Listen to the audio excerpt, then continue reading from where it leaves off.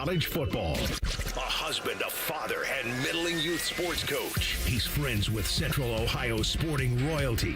Talking to Ohio State Athletic Director Ross Bjorken. Coach Day walking on with us right now. Good to see you, buddy. Good buddy Austin Ward. My good buddy Tim May, the Tim May Show. The great Doug Lavery's joining us. Hi, everybody. Dom Tiberi here. Oh, Reese came in and he handed me papers. Yeah, and then it's a rundown. And then he said, "You see that button? That's the only button you need to worry about. Don't touch. There's 8,000 buttons in front of me." Oh, I didn't know what he was talking about.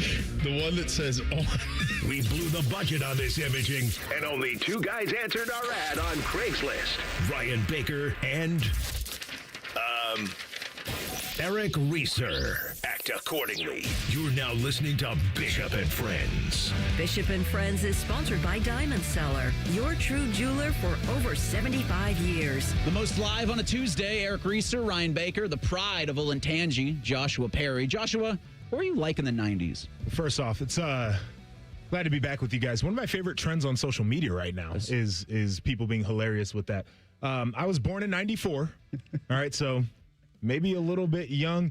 90s were great, though. I used to kind of like the jacket I've got on today. I was about to say, you've got a very 90s look going. Big color block guy. It was great. Arthur, the Aardvark, that television show. Big PBS guy. Oh, loved Arthur. So, yeah, I was a simple dude. It was a simpler time, too. Much simpler. And it was interesting at the end of T-Bone and Tyvis with Matt Fontana. We were talking about Homeward Bound, and I had not known that there was a second Homeward Bound.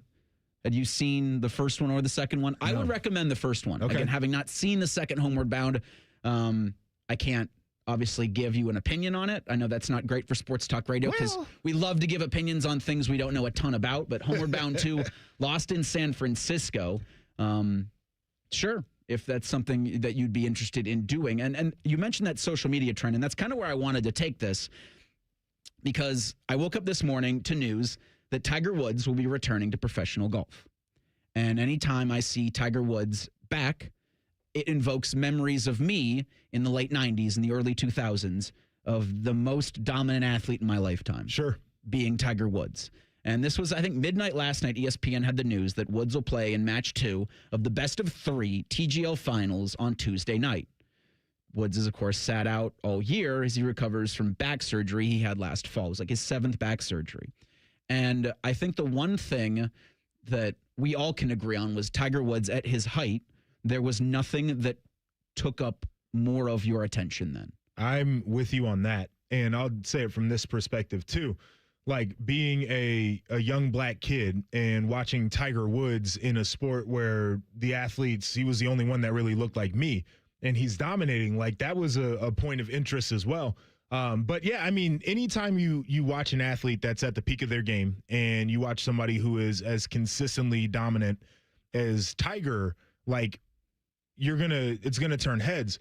The wild part about it is very few have done it. And so it just swept everybody. My whole thing as of late is I love seeing him. I think about the great memories. Yep. It's hard to watch him not look like old Tiger. And that's where I kind of struggle with Tiger's coming back thing. And it's like, yeah, like I'm always going to be hopeful. And I know he believes that he can compete. It's the only time he's going to go out there is if he thinks he can win. Yep. But looks a little different. And we'll see how, because I do think the TGL finals, which golf's been trying to chase that Tiger Woods high for the better part of 20 years. They've gotten some small hits. Yeah. But even Live Golf was going to shell out more money to Woods past his prime than any of the golfers that they brought on in their prime because they understood the supernova that Tiger Woods is.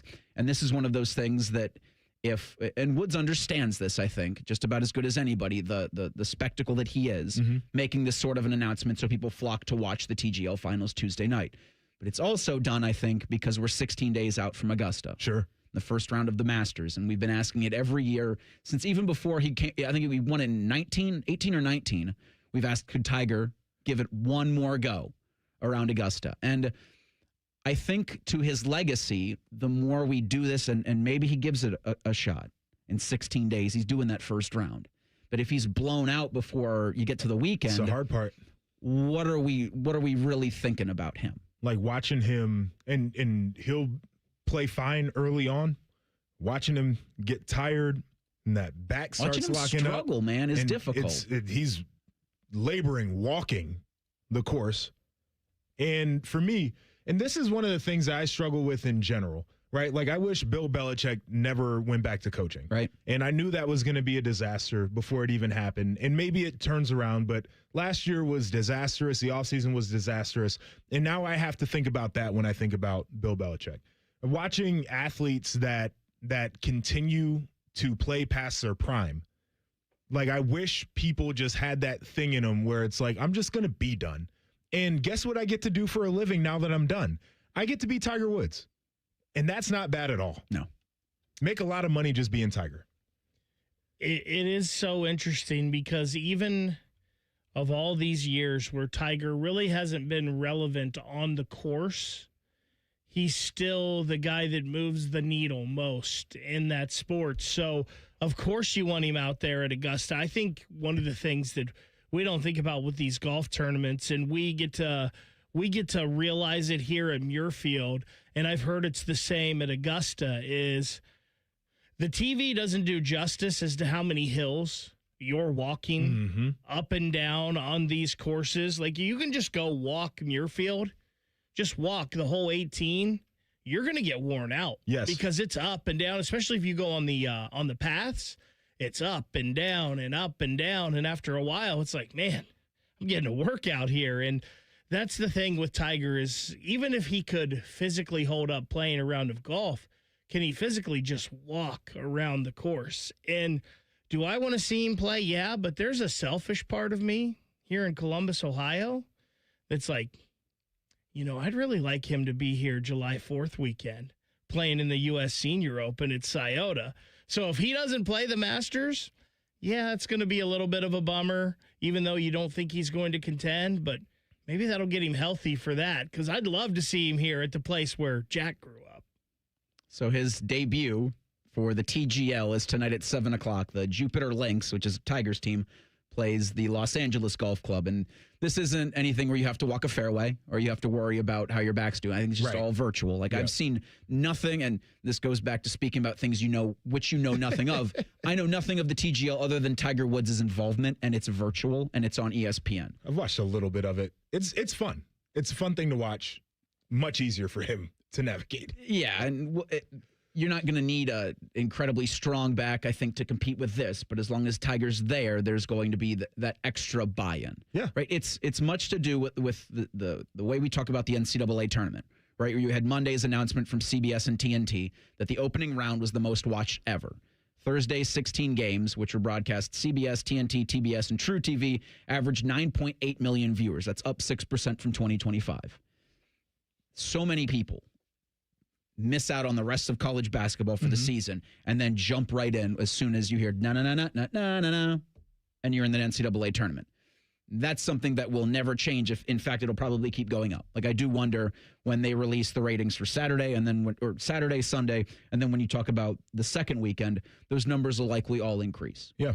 Because we love that spectacle. It is a spectacle. And I think here's the interesting thing about where we are right now. So you've got the cord-cutting aspect of television viewership where, people they're not watching as much. They don't have as much, so they can't get everything.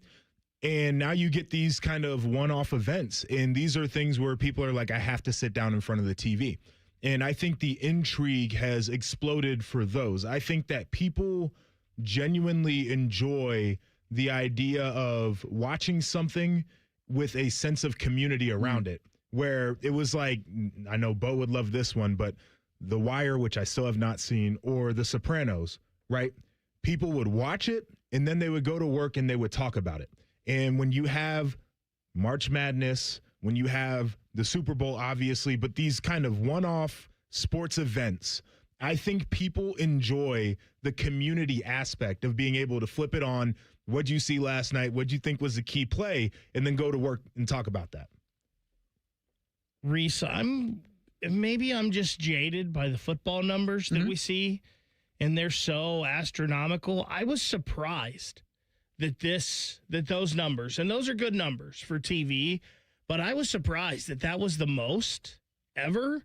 especially back when we had a time when the NCAA tournament was on CBS and a lot of people only had, regular TV. They didn't have cable.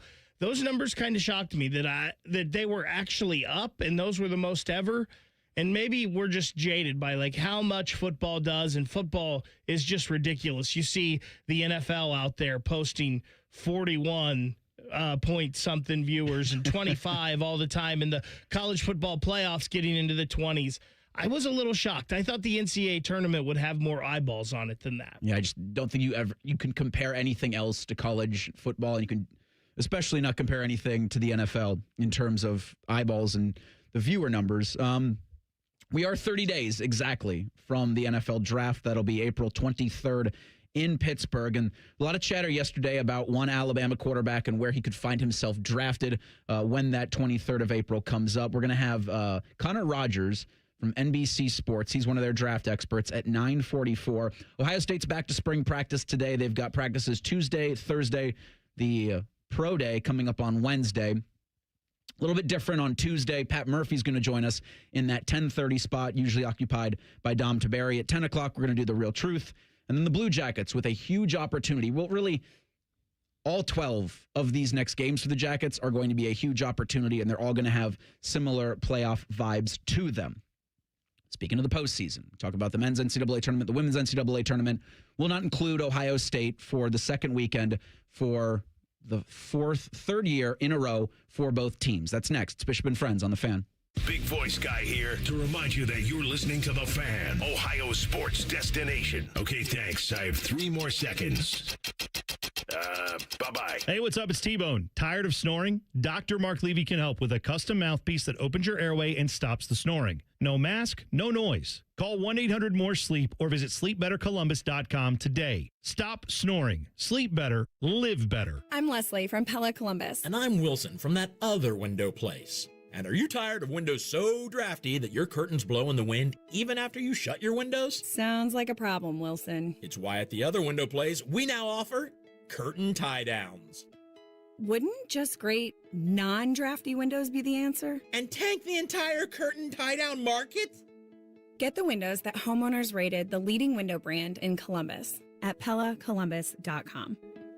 Common Man here for Jermaine. Everybody's talking about affordability when buying a car these days, but the truth is, GoJermaine.com has a great selection of affordable inventory. Maybe that tax return's going to hit your mailbox pretty soon. Well, go see my friends because they have 300 new cars under 30 grand, over 300 used cars under 20 grand, and it's only at GoJermaine.com. And along with their $1,000 price promise, no one's going to sell you a car for less. Get started at GoJermaine.com.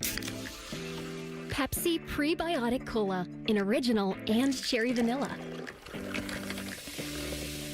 That Pepsi taste you love with no artificial sweeteners, only 30 calories, just 5 grams of sugar, and 3 grams of prebiotic fiber.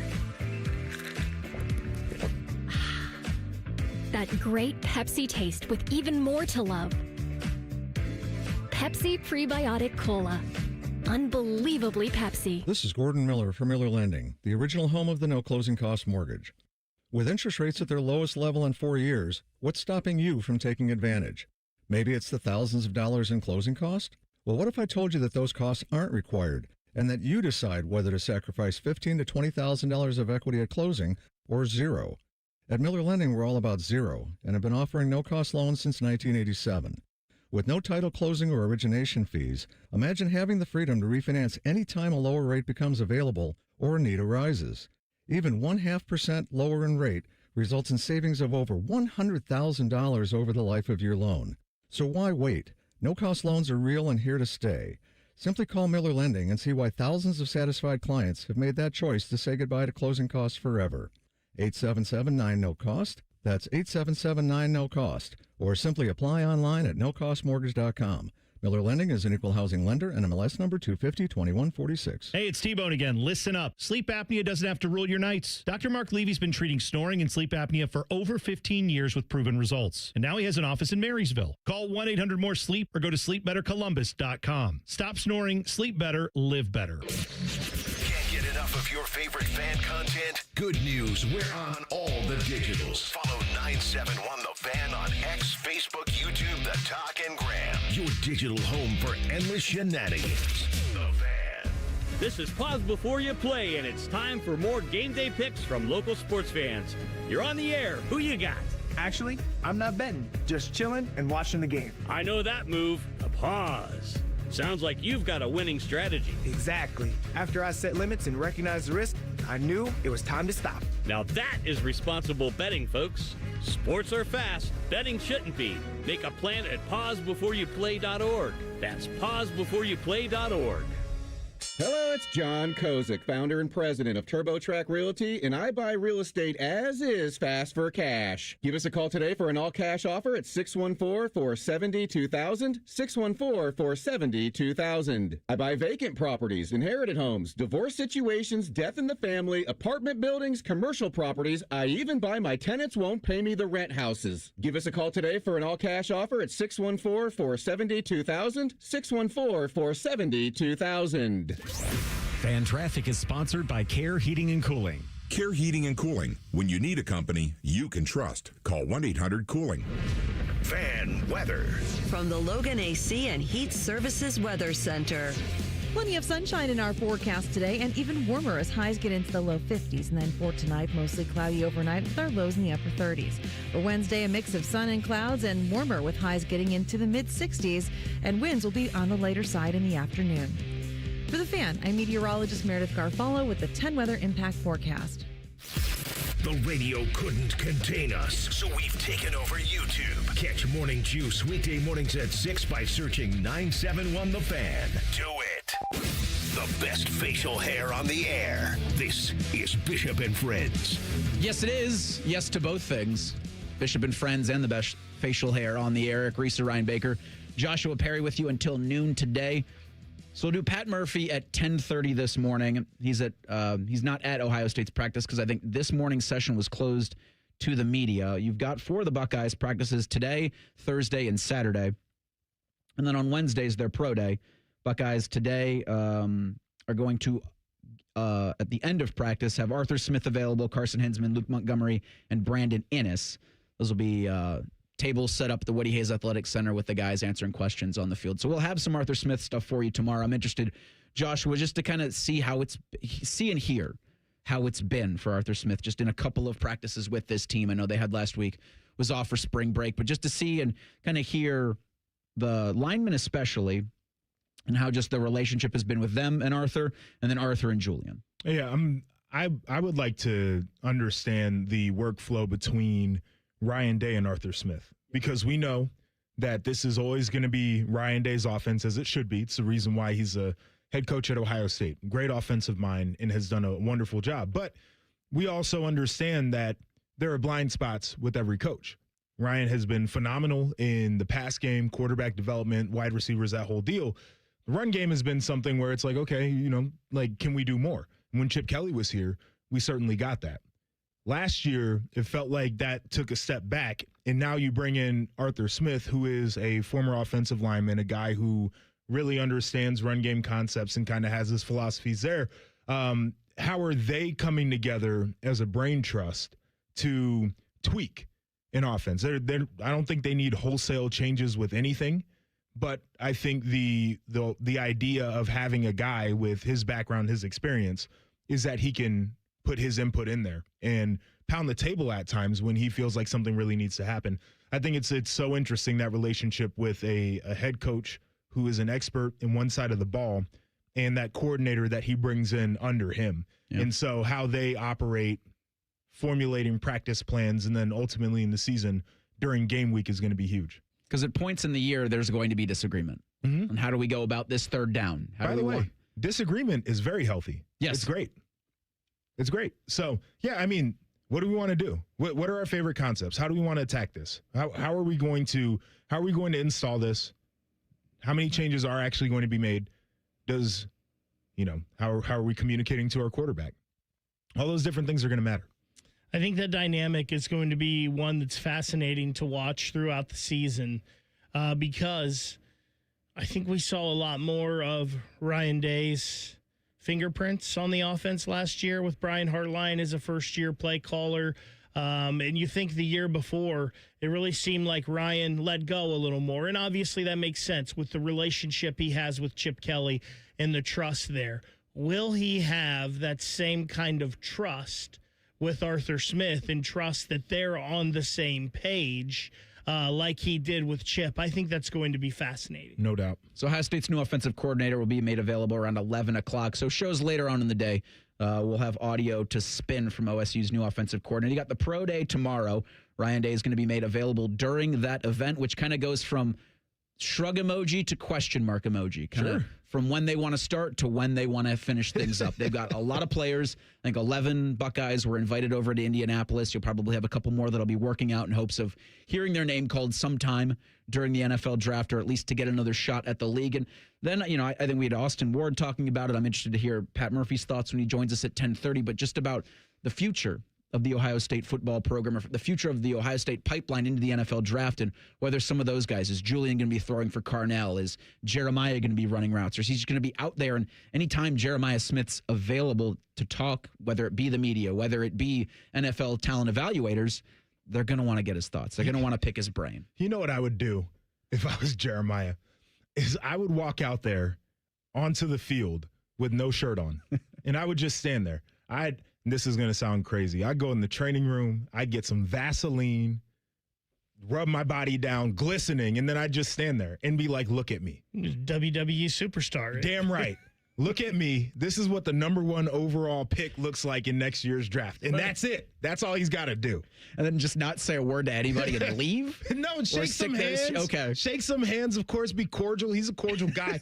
But that's it. That's all you got to do.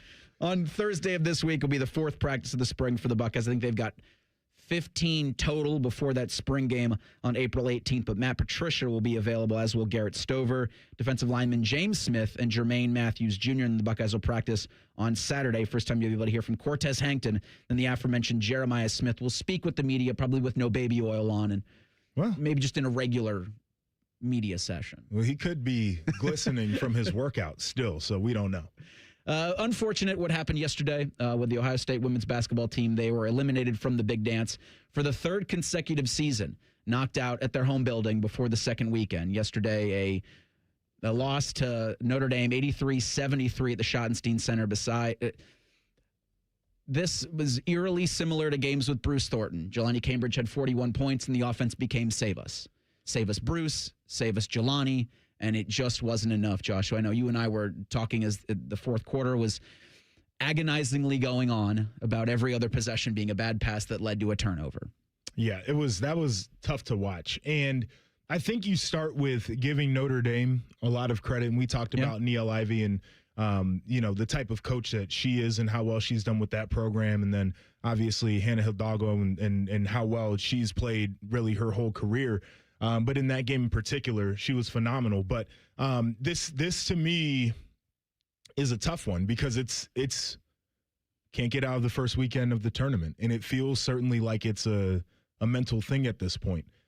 There was some really sloppy basketball there in the second half, and I mean you're just watching like opportunities evaporate because they can't take care of the basketball. It was tough. It was a tough way to go out for a team that for years now has played really well in the regular season, has made runs in the conference tournament, but we all talk about March, and people are remembered for what they do in March. And unfortunately, the memories right now are these early exits in the tournament. And you think about, Kevin McGuff, 251 and 116 in 13 seasons in Columbus. He's got 4 Big Ten regular season titles, 1 Big Ten tournament championship, 3 trips to the Sweet 16, 1 to the Elite 8 back in 2023. And for Jelani, as a sophomore, honorable mention All-American, you think, all right, you've got 2 good seasons left with her.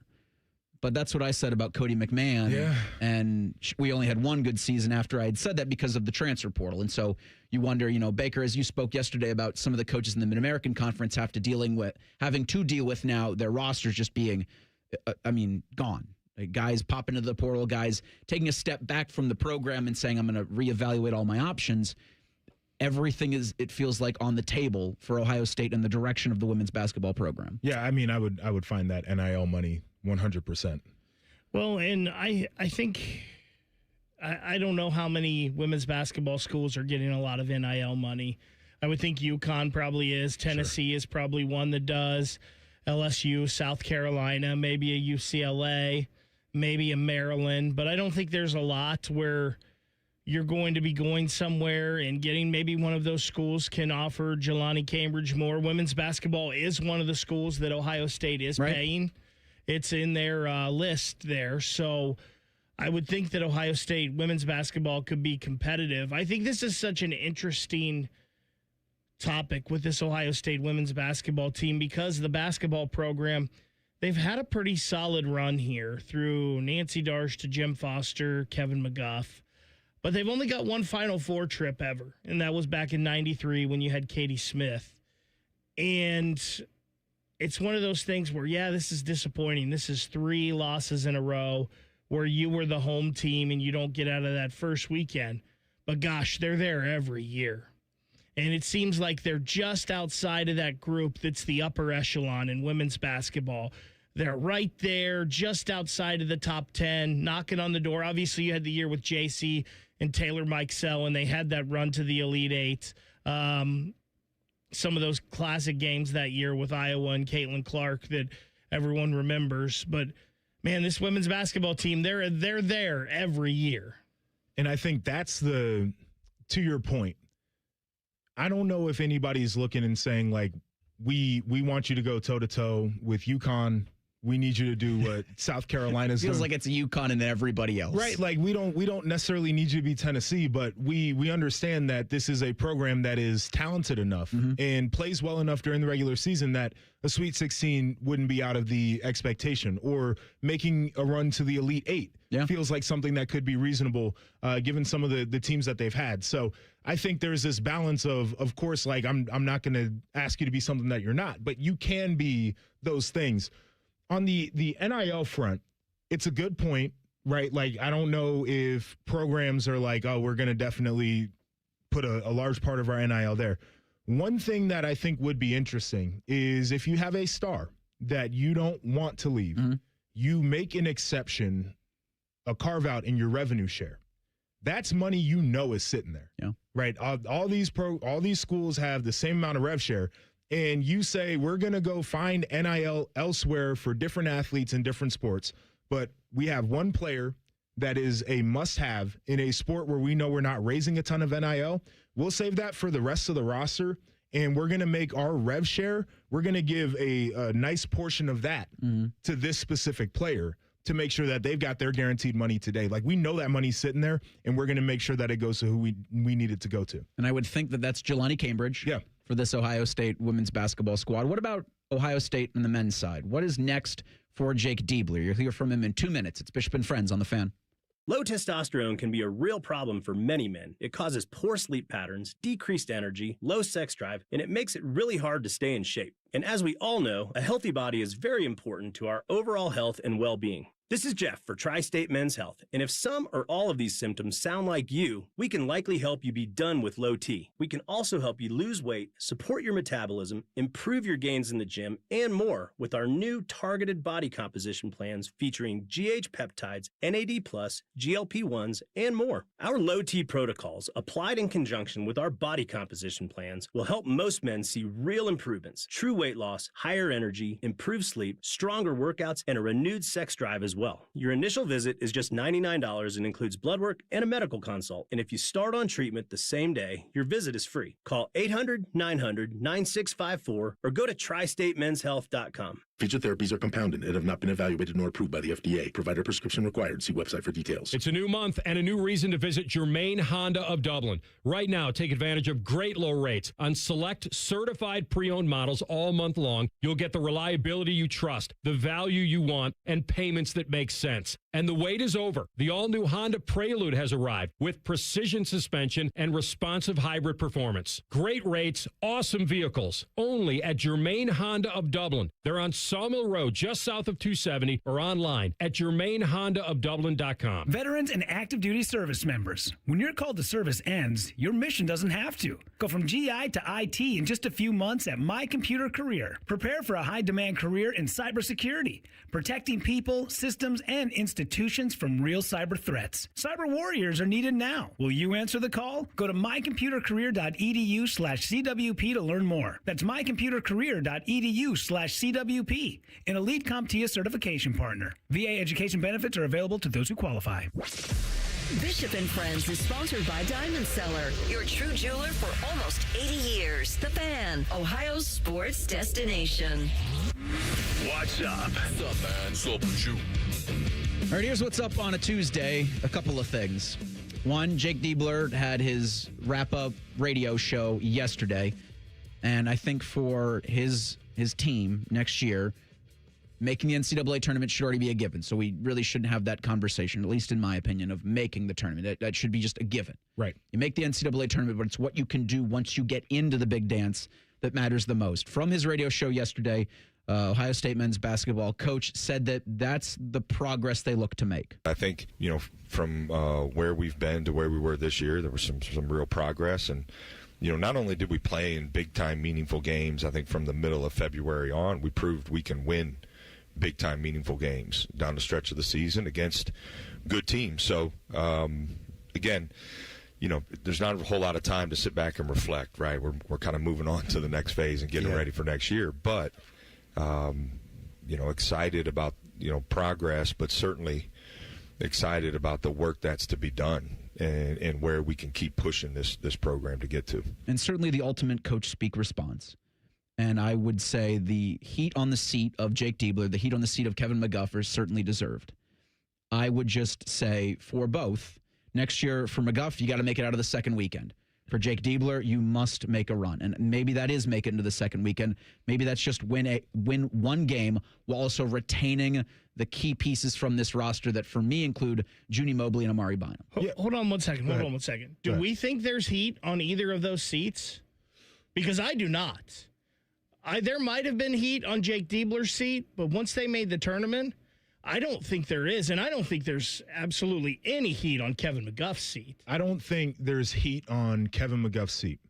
If Ohio State men's basketball is in a situation the middle of next year where we're waffling, we're asking questions like they're not squarely a team that will be in the field, I think it starts to heat up at that point.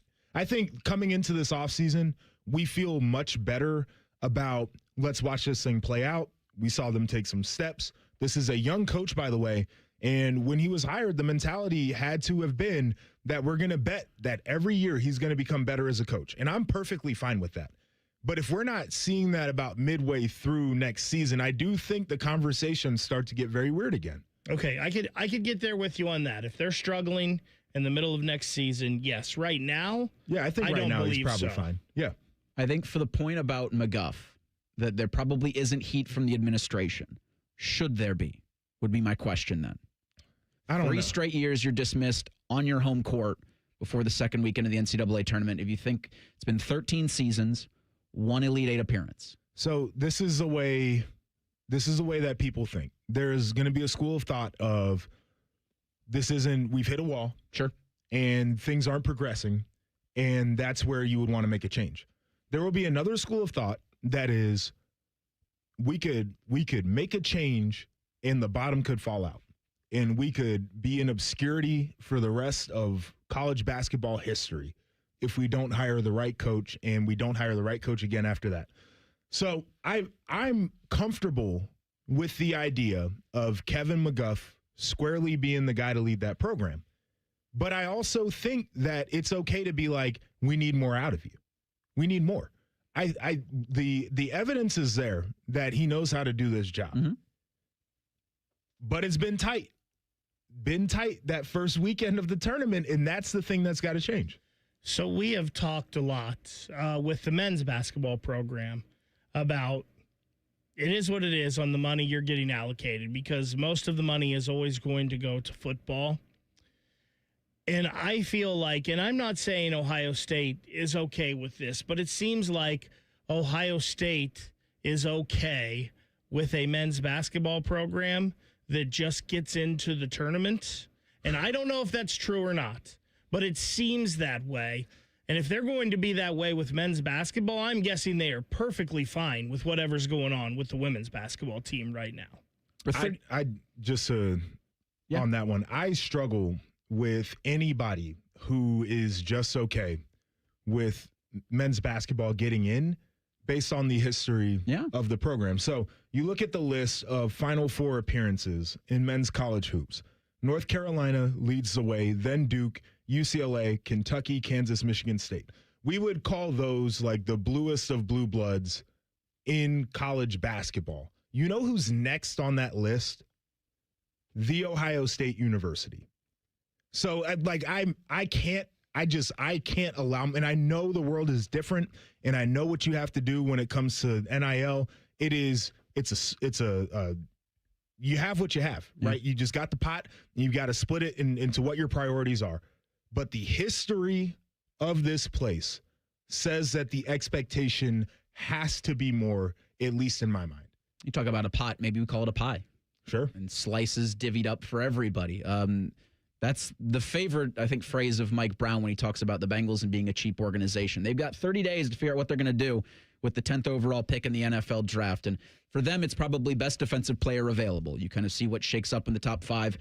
I think this is going to be one of those drafts, JP, where you see few movers up to get anybody because everybody's going to be holding their cards to their chest about next year and what's going to happen in 2027. We're going to have Connor Rogers on here in a couple minutes. He's the NBC Sports draft expert, and a lot of conversation yesterday about Ty Simpson. And I do think it goes into the what can we talk about today for lack of a better way to phrase it, for the NFL. You had the massive extension for Jackson Smith and Jigba yesterday, but then everything else went back to the speculative realm. Like, look, on ESPN right now, how big is the gap between Fernando Mendoza and Ty Simpson? Right now. Adam Schefter on the Pat McAfee show talking about Alabama's quarterback yesterday. The one thing I can say confidently right now, talking to front offices, is I believe, and it's not going out on a limb, Ty Simpson will be a first-round draft pick. A first-round draft pick. That's all I'm comfortable saying right now. Schefter will join Rothman and Ice tomorrow. Maybe expand upon that. We'll certainly hear from Connor coming up in a couple of minutes. But when you hear Schefter say that, when you hear Dan Orlovsky talking in a similar vein, and even Orlovsky saying if Ty Simpson were 3 inches taller, he'd be in the first round, no doubt. Okay. Well, he's not. All right. Yeah, those are the types of comments that start to piss me off because, if you can do that with anybody. But I do subscribe to the idea that Ty Simpson is probably better than people want to give credit for. After Halloween, he was not good. It's just a reality situation. He was also banged up. Yeah. He was starting to lose weight. Yep. And there's the other part of it where we're talking about Fernando Mendoza like he is, Jaden Daniels or some of the guys who went at the top of the draft in previous years. And although I think he's good, I don't think he's those guys. And so the gap probably is smaller in my mind, but we'll see what happens. And probably those guys aren't available in this draft. They're just not. And so I get it. And you want to hype up the number 1 pick. Like sure. I get how this whole media thing goes too. But at some point, we also have to be honest. And we know how we overvalue in the draft process the quarterbacks. Sure. And Schefter's not going on a limb here saying this because the last time there was only one quarterback drafted in the first round was 2022. That was Kenny Pickett, which probably shouldn't have had a first rounder at all in that draft. Before that, it was E.J. Manuel in the 2013 draft. So somehow, some way, we always reach to get a quarterback in that first round or get 2. And I mean, it's probably somebody's going to sneak in to that late round and grab a Ty Simpson. Who knows? Maybe it's Green Bay. Green Bay always gets quarterback late somehow that they sit him for a few years. But and Shefty does a good job just saying that's what he's hearing. Yeah. That's what NFL scouts and talent evaluators are just telling him. He's the messenger. Don't shoot him. JP, you mentioned honesty. There's nothing honest about any of this, is there? No. Not 100% honest. Well, I think that, so here's my take on it. I think people in the media do bits, so they hype things up. It's not a good bit here. Yeah, I feel like we got to stop doing that. There's a way to be engaging and exciting without always doing the bit, but people do that. And then the Schefters of the world, and there's no shot to him, right? I've worked with insiders before. I know how their lives are. But some of the information that they're getting, whether it's front office people that are trying to do dubious things to make the draft board fall the way that it does, or it's agents who are known liars, right? Like the people who you're getting information from are also just not truthful people either. So, yeah, there's a bunch of lies that are being told, but I think there's some space for people with eyeballs to be honest about what they see. From the What It's Worth department, Tankathon, the mock draft that I like to use and to keep me honest about the draft order, because my small brain sometimes can't remember who picks 11th, 12th, or 13th, has Ty Simpson going the second pick of the second round, 34th overall to the Arizona Cardinals.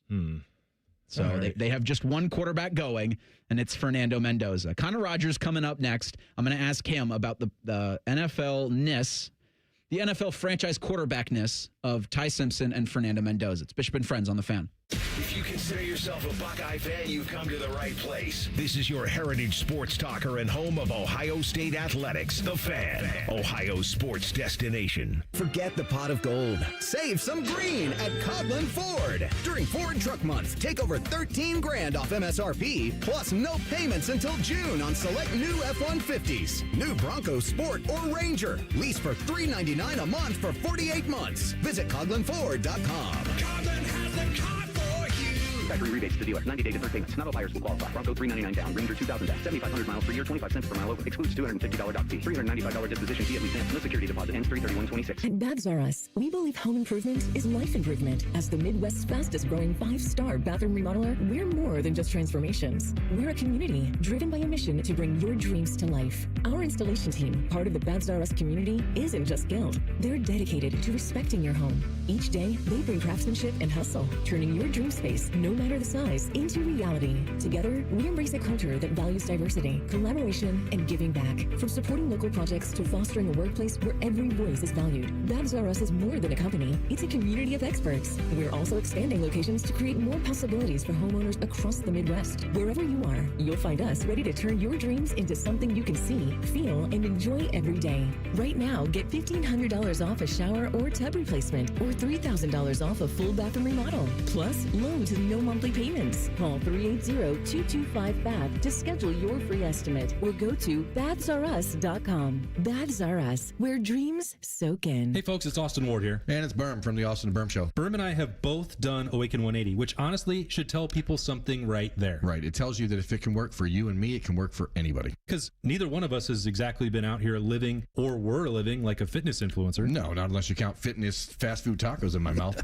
You treated fast food like it was a love language. I loved it, and I still do. And look, that's fair, but that's also why Awaken 180 works for people listening right now. You don't have to be perfect. You don't even have to know what you're doing. No, what you need is a plan. You need someone to help bring you along, and Awaken 180 does that. They tell you what to eat, when to eat, how to eat, and how to make it fit your life. I lost 50 pounds with Awaken 180, then another 5 in free maintenance. For me, it was 35. I'm in maintenance, and I'm under 200 pounds for the first time in 25 years. This isn't just for some tiny group of people who already have it all figured out. Nope, it works for real people with busy lives who are on the go just like us. You know, if you're just tired of carrying that weight around, do what we did. It sounds like a lot of people out there can do exactly what Awaken 180 did for us. Yeah, go to awaken180weightloss.com now.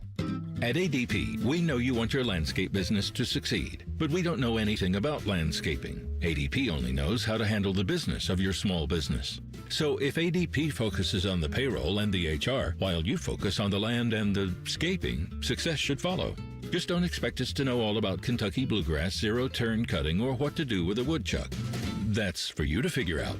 Let ADP help your small business focus on the part of the business you're good at. ADP for small business. The Jackets hit the road for a battle with the Flyers. Live fan coverage starts Tuesday night at 6:30. Sponsored by Atlas Butler Heating and Cooling. Proud to be your flagship home of the Columbus Blue Jackets, The Fan.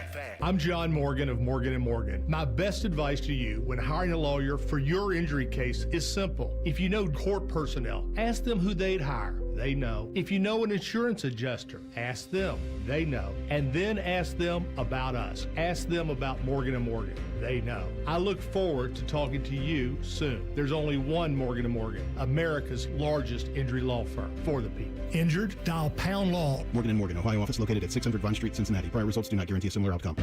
Remember your first football game? The sound of the crowd, the smell of the grill, the moment you fell in love with the game. This spring break, pass that moment on. At the Pro Football Hall of Fame in Canton, families walk through the greatest moments in football history and create new memories of their own. See the legends, experience the history, share the game you love. Make the Hall of Fame part of your spring break road trip. Plan your visit today at ProFootballHof.com.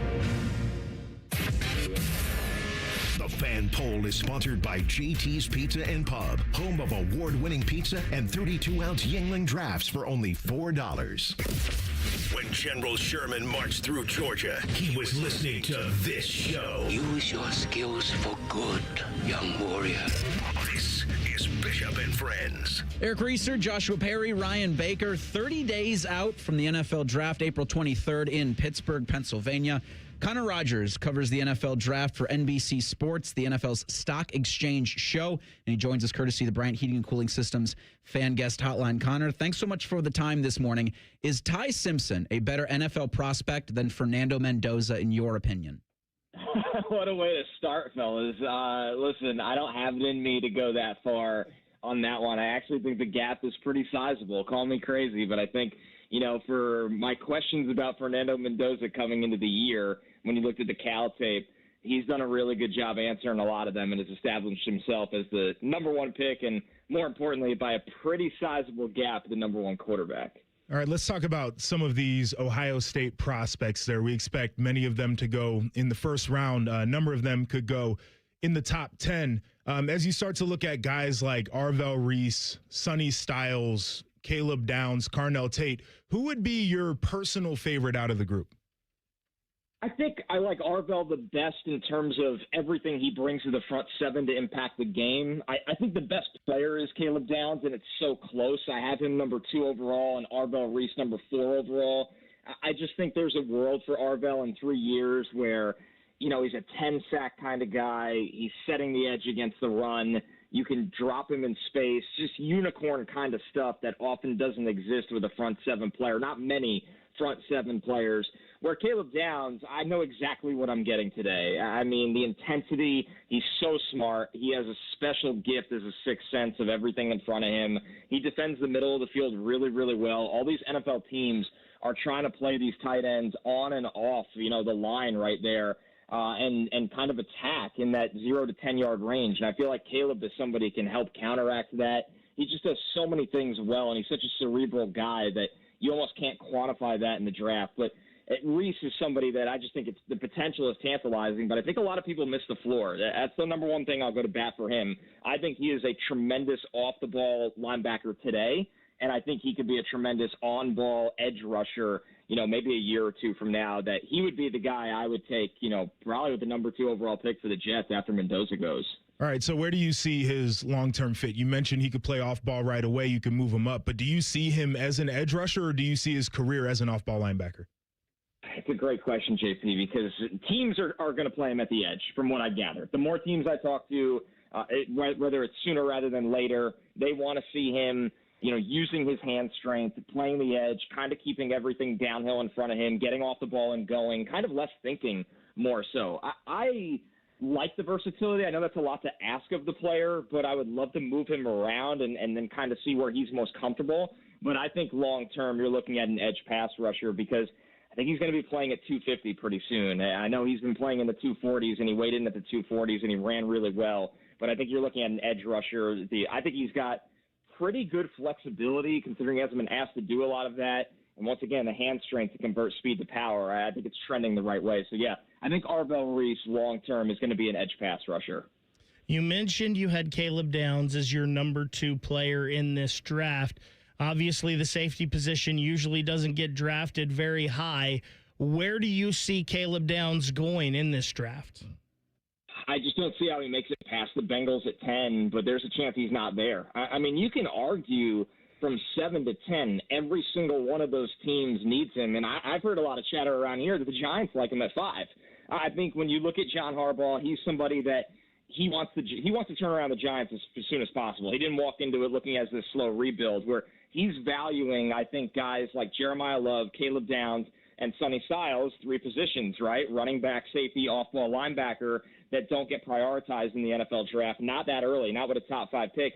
he's not looking at it that way. He's not kind of tying himself in a knot over, can we really take this guy here? I just want great football players. So for Caleb Downs, that's kind of the range I consistently hear. 5 of the Giants, the Commanders at 7. The Saints just need better defensive talent overall. The Chiefs are trying to retool their entire secondary. I bet the Chiefs would love him to fall to 9, especially if Reuben Bain doesn't, because the Chiefs have lost multiple pieces in trades and free agency of their secondary. So things are looking really, really good for Caleb Downs. Connor Rogers is our guest. He covers the NFL draft at NBC Sports. Catch the NFL Stock Exchange show wherever it is you do your podcast. And he joins courtesy of the Bryant Heating and Cooling Systems fan guest hotline. Connor, unfortunately, 2/3 of this show are Browns fans. I would love for the organization to keep it simple and draft Carnell Tate at 6, but there's so much noise about tackle at that position. It's an understandable spot of need for Cleveland. First off, your thoughts on Carnell as a wide receiver prospect, and then on the idea the Browns could go tackle at 6. I think you're on the right path. I think this is a team that, you go hire Todd Monken, go get a number 1 wide receiver. They've been very proactive on the pro market to solve a lot of their problems on the offensive line. And yes, they are going to take a tackle in this class because that's still a spot for them. But when you look at Carnell Tate, the size, the detail in his footwork, a lot of guys that are that big and track the ball that well, they can get complacent with how much detail they work in their short and intermediate game. And what I really like about Carnell is that you look at the jump he made this year, the 52 catches in 2024 on just 67 targets, that means something, but he didn't get complacent with that. I saw a more detailed and focused player that really, really honed in on his craft. And I think that utilizes his catch radius. The Browns need a number 1 target to kind of funnel their offense through. There's a lot of good there with Harold Fannin, and they have some depth in a collection of guys at wide receiver, but you need somebody that can go above the rim and make a play for the quarterback. So, the names you hear from the Browns, of course you bring up Carnell Tate. Obviously there's a lot of Monroe Freeling buzz right now. It's a little rich for me at 6, and I'm not convinced that they're going to go that route. I mean, you look at how they're set up. They have 3 picks in the top 50, 24 and 39 as well. Why don't you get aggressive and go up from 24 and go get your tackle and use the 6th pick on a playmaker for whoever is going to be under center. I think they also really, really like Jordan Tyson from Arizona State. The problem a lot of teams are going through is just wondering how much he's going to be on the field for them with that lingering hamstring injury from the end of the season and a long injury history before that. But I don't think it's a one-man race down to Carnell Tate, but it's obviously there's really clear, easy reasons for them to like him and how he fits. All right, so let's say the Browns do what the Browns have done, and they go with Monroe Freeling at 6. What wide receivers do you like that would be there at 24? I would love to answer this question a month ago, and you could sit there and go, take Omar Cooper. Those days are gone. They're gone. I just don't see it anymore. I think he's going. And, you have the Panthers at 19, the Jets at 16. These teams love Omar Cooper. They see a bigger role for him at the next level. The ability after the catch, the acrobatic ball skills. So this starts to dwindle. I mean, if you're waiting until 24, let's be real here. You're looking at a world where Carnell Tate's long gone, Jordan Tyson's gone. I think Omar Cooper's gone. I think Mekhi Lemon will be gone, but I also just don't think Mekhi Lemon is the type of receiver that this Browns team is looking for. I think they want some more size and explosive nature and some speed after the catch as well. If they're not going to take Tate, you get that in Cooper. So then you kind of fall into does Denzel Boston make it to 24 from Washington? I think that'd be great. I think Denzel Boston has everything they're looking for when you hear how they're in on Carnell Tate, right? The size. They move him around a lot in that Washington offense where he's asked to do a lot more than just, hey, win in a phone booth above the rim. He's a pretty angry runner after the catch. He's a good athlete. You see the 3-cone at Washington's Pro Day. It shows what kind of athlete he is as well. So if I was the Browns, I'd be crossing my fingers in the draft room saying, can Denzel Boston make it at 24? But this is why, to me, it should be wide receiver at 6, and then make your move for tackle if you need to, or go with the tier 2 or 3 of this tackle class because they've done some good things on the offensive line. So you got to be very, very careful with how cute you get waiting on wide receiver, unless you're just going to totally kick the can down to the day 2 bracket of wide receiver prospects. All right, from your mouth to the football god's ears, Carnell Tate at 6, no matter what. Connor Rogers, read his stuff on the NFL Draft at NBC Sports. Also get the NFL Stock Exchange show, wherever it is you do your podcasting. Connor, thanks so much for the time this morning. Enjoy the last 30 days of silly season. Thanks so much. Good talking to you guys. Have a great day. And he joins us courtesy of the Bryant Heating and Cooling Systems fan guest hotline. Again, like I said, we'll do the real truth coming up next. It's Bishop and Friends on The Fan. The two most mature people working at the radio station. And that's just because they wear pants. The pervert and the skivvies. Rothman and Ice. Weekdays at noon. The Fan. Hey, what's up? It's T-Bone. If your garage floor has stains, cracks, or even the dreaded bad epoxy job, maybe one you tried to do yourself, maybe one you paid for and it didn't work out, it can make your entire garage look bad. Let's be honest about it. And maybe those botched garage floor coatings that you've had in the past have put you off of ever getting it fixed. Well, my friends, let me tell you, the people at Comer & Cross Concrete Floor Coatings want you to know there is a fix out there. They can make your garage floor gleaming, glistening, look like a new car showroom. You call Comer & Cross at 1-800-NEW-FLOOR, and they will come out with their pros, no subcontractors, and install a gleaming new Comer & Cross garage floor in just one day. Yeah, this floor is guaranteed to never chip, crack, or even show tire lift like epoxy or paint can. Never going to have that problem with Comer & Cross. Call them today, 1-800-NEW-FLOOR. It's that easy. 1-800-NEW-FLOOR, or you go to comercross.com. That's C-O-M-E-R cross.com. Get a new garage floor with Comer & Cross Concrete Floor Coatings today. When we designed our Columbus Blue Jacket ticket plans, we designed them for fans like you. For fans who want to choose their games and their seats. And fans who need flexibility when their plans change. Columbus Blue Jacket season ticket plans. Get your tickets now at bluejackets.com. Common Man here for Weed Man. I talk to you about Weed Man every year. Why? Simple. Number one, I use it. Number two, it works. You want to get those lawn roots thick, baby, because when that happens, they resist weeds, disease, and insects, and they're using top-of-the-line stuff. We're talking golf course quality. Weed Man is locally owned and operated by Corbin and Audrey. They will take care of you. Proudly serving Central Ohio and our Dayton friends. Call your local office, 614-733-3747, weedman.com. It's never a bad time to fire up the grill. At Billiards Plus, the grilling season never ends. While you're grill shopping, you'll love browsing Central Ohio's largest selection of pool tables, game furniture, and shuffleboard. Family-owned and operated. Billiards Plus on Dublin Center Drive in Dublin. I'm Leslie from Pella Columbus. And I'm Wilson from that other window place. Wilson, energy bills have been crazy as of late, which has had our phone ringing off the hook. Pella windows give you both a home makeover and often an energy bill makeover. We hear that all the time at the other window place. We love the makeover. No, wait. We want a do-over. That's what they say. Is do-over and makeover the same thing? Get the windows that homeowners rated the leading window brand in Columbus at PellaColumbus.com. Aetna has been my lifesaver. Easy to understand, and if not, customer service is always there to help. Those words from a real Aetna Medicare Advantage member speak to why U.S. News & World Report named us a best Medicare Advantage company. Because we show up with care management that ensures doctors work together on complicated conditions. We show up with the latest in online tools to make healthcare easier to use anytime. We show up for you, because that's how healthier happens together. Member feedback has been edited for length and clarity. Spring is hatching at the Columbus Zoo and Aquarium. Join us April 3rd and 4th for Eggs, Paws, and Claws, presented by Kroger.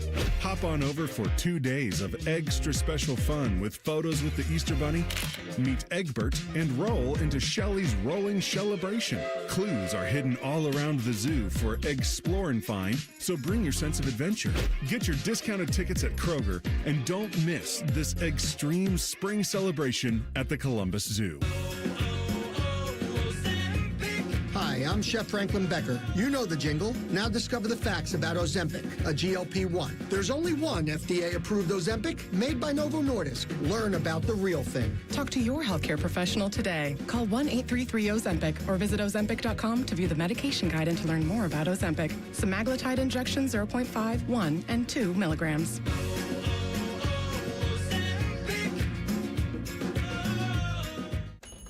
Could this vintage store be any cuter? Right? And the best part? They accept Discover. Accept Discover? In a little place like this? I don't think so, Jennifer. Oh, yeah, huh? Discover's accepted where I like to shop. Come on, baby, get with the times. Right. So we shouldn't get the parachute pants? These are making a comeback. I think. Discover is accepted at 99% of places that take credit cards nationwide. Based on the February 2025 Nielsen report. Coffee, iced cap, refreshers. Tim Hortons has all your favorite beverages. And now you can get your favorite bite for less. When you buy any size beverage, add a baked daily donut for $1, a tasty bagel for $2, or a freshly cracked hot breakfast sandwich for just $3. So next time you order your favorite Tim's beverage, add something that satisfies your cravings and your wallet. The $1, $2, $3 menu. Only at your neighborhood Tim Hortons. At participating U.S. restaurants. Must ask for offer in restaurant. Tax extra exclusions and terms apply. Broadcasting live from the McDaniel GM Superstore Studios. Driving excellence since 1916. Chevrolet. Together, let's drive. WBNS HD1 Columbus. Good morning. I'm Eric Reeser. Ohio State resumes spring football this week. Buckeyes are back from spring break and will practice 3 times this week in advance of the spring game, Saturday, April 18th. New offensive coordinator Arthur Smith will speak with reporters following Tuesday's practice. OSU is going to hold their annual Pro Day tomorrow at the Woody Hayes Athletic Center. More than 150 NFL talent evaluators were in Columbus for this time last year. In college hoops, the Ohio State women's basketball team lost to Notre Dame 83-73 Monday at the Shot. Third straight year, the Buckeyes were dismissed in the round of 32. On the ice tonight in Philadelphia, the Blue Jackets battle the Flyers at 7. You heard on the Fan with coverage at 6:30. Jackets have 12 to play and currently occupy the 3rd spot in the Metro. They'll play in Montreal on Thursday. This update is sponsored by High Bank Distillery Co. Locally inspired dishes and award-winning cocktails. Visit highbankco.com to make your reservation today. Dine, drink, distill at High Bank. Breaking sports news when it happens on the Fan, Ohio sports destination. Reeser's mustache is so nice, it has its own area code. You're listening to Bishop and Friends. Yeah, I'll tell you what, the hourglass is turning on the mustache. Oh. My breakfast usually consists of peanut butter toast. And this is, we're getting into stash. March and I'm, combing out peanut butter. Flavor saver. Yeah, not trying to save powdered peanut butter mix until noon. You got to flip it the other way, fool. I'll tell you what, the Clippers might be coming out Eat sooner than you think. Yeah, I'm not trying to defy. You think I've got the coordination to do something like that? Yes. You got a lot of faith in your boy, Joshua Perry. Yes. Come on, man. Come on. Again, I'll just say this. The clock is ticking. So we might have to see about that rejoin. But Eric Reeser, Joshua Perry, Ryan Baker with you until noon today. Bo Bishop on spring break with the kids. They were going to go to Hawaii. Then I'm sure you've seen what's happened in Hawaii. Mm-hmm. So our thoughts with everybody out there, because it's flooded enough to the point where the resort Bo was going to stay at refunded them 100%.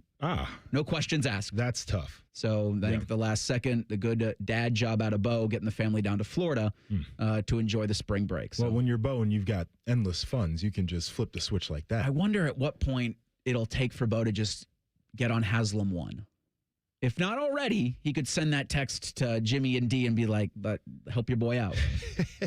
He's certainly reached, I think, that apex. Our normal Tuesday segment with Dom Taberry will be pushed to next Tuesday. We'll have Pat Murphy from Bucknuts and 24/7 Sports on with us coming up at 10:30. As you heard in the update, a real busy week at the Woody Hayes Athletic Center. 3 practices for spring, 3 more opportunities for Arthur Smith and the Ohio State offense to start to gel. Pro Day tomorrow will be, I think, a circus. Joshua, 150. I'm gonna try to stop by. So in your role as former Buckeye, in your role as current media personality, unless you ask Tyvis Powell for some reason, what will you be focused on more if you go out there tomorrow? So interesting. I haven't been to the Woody while they've done activities in literal years because I lived out of town for a few years. So it'll be good to just get FaceTime with some people I haven't seen in a little while. When I'm out there now, a lot of it is trying to talk to scouts and personnel that's out there. And I'm fortunate enough, Warren Ball, who was a running back for Ohio State, went to DeSales and ended up transferring, I believe, at the end of his career. But he was my roommate freshman year. He's with the 49ers organization. Okay. My roommate for the last 3 years, the football Cam Williams, is a national scout for the Denver Broncos. Our old special teams coach, or he was our linebacker, GA. Brian Mason is a special teams coach with the Colts. So I've gotten to know a lot of people who are usually at these things, and just picking their brain and figuring out how their draft board looks and what their philosophy is really helpful to me in this role. I wonder with face-to-face with you if the Lions season if they're able to take off that veil. Because I think with Shefty, with Adam Schefter, with a lot of these NFL insiders, it's I don't know if it's a complete lie, what they tell him, or if it's their version of the truth, or if it is the truth. Yeah. In terms of how they view this prospect, how they view their position in the draft, how they view things they need, how they even view conversations that they've had with other teams. Yeah. Because it's a total perception game, I feel. No, I think his role is so different because he basically is like, information blaster. And as soon as he hears something, not as soon as, but when he's given something in a specific context, he knows that he can report. That's what he does. And so I think people talk to reporters in a different sense than just like, I'm an analyst who, for a lot of what I do, there's some of this information that if it's interesting enough, I feel like I want to share some of it or things I've heard. But for me, a lot of it is just, can I get better at my job by talking to these people and learning some things from them about the way that they do their job? So it's a very different thing. I think they're generally honest because I've got long relationships with these people on a personal level, but also like I'm not out here to hop on the mic and tell everything I've heard in a conversation. Because you're in the football analytical game. And those insiders, I feel, are more in the information business. And the truth is always cloudy with the information business. Bishop and Friends present The Real Truth. Sponsored by Diamond Seller, your true jeweler for almost 80 years. For the purposes of this segment, Joshua, I want you to tell the full truth, the real truth. 2 Big Ten teams will reach the men's Final Four. Is that the real truth? There's 6 available. I know. I want to say yes, but there's some legwork that has to be done. I think Michigan, I feel pretty confident about making the Final Four. You look at Purdue, they've got Texas. Are they a Cinderella? Are they not?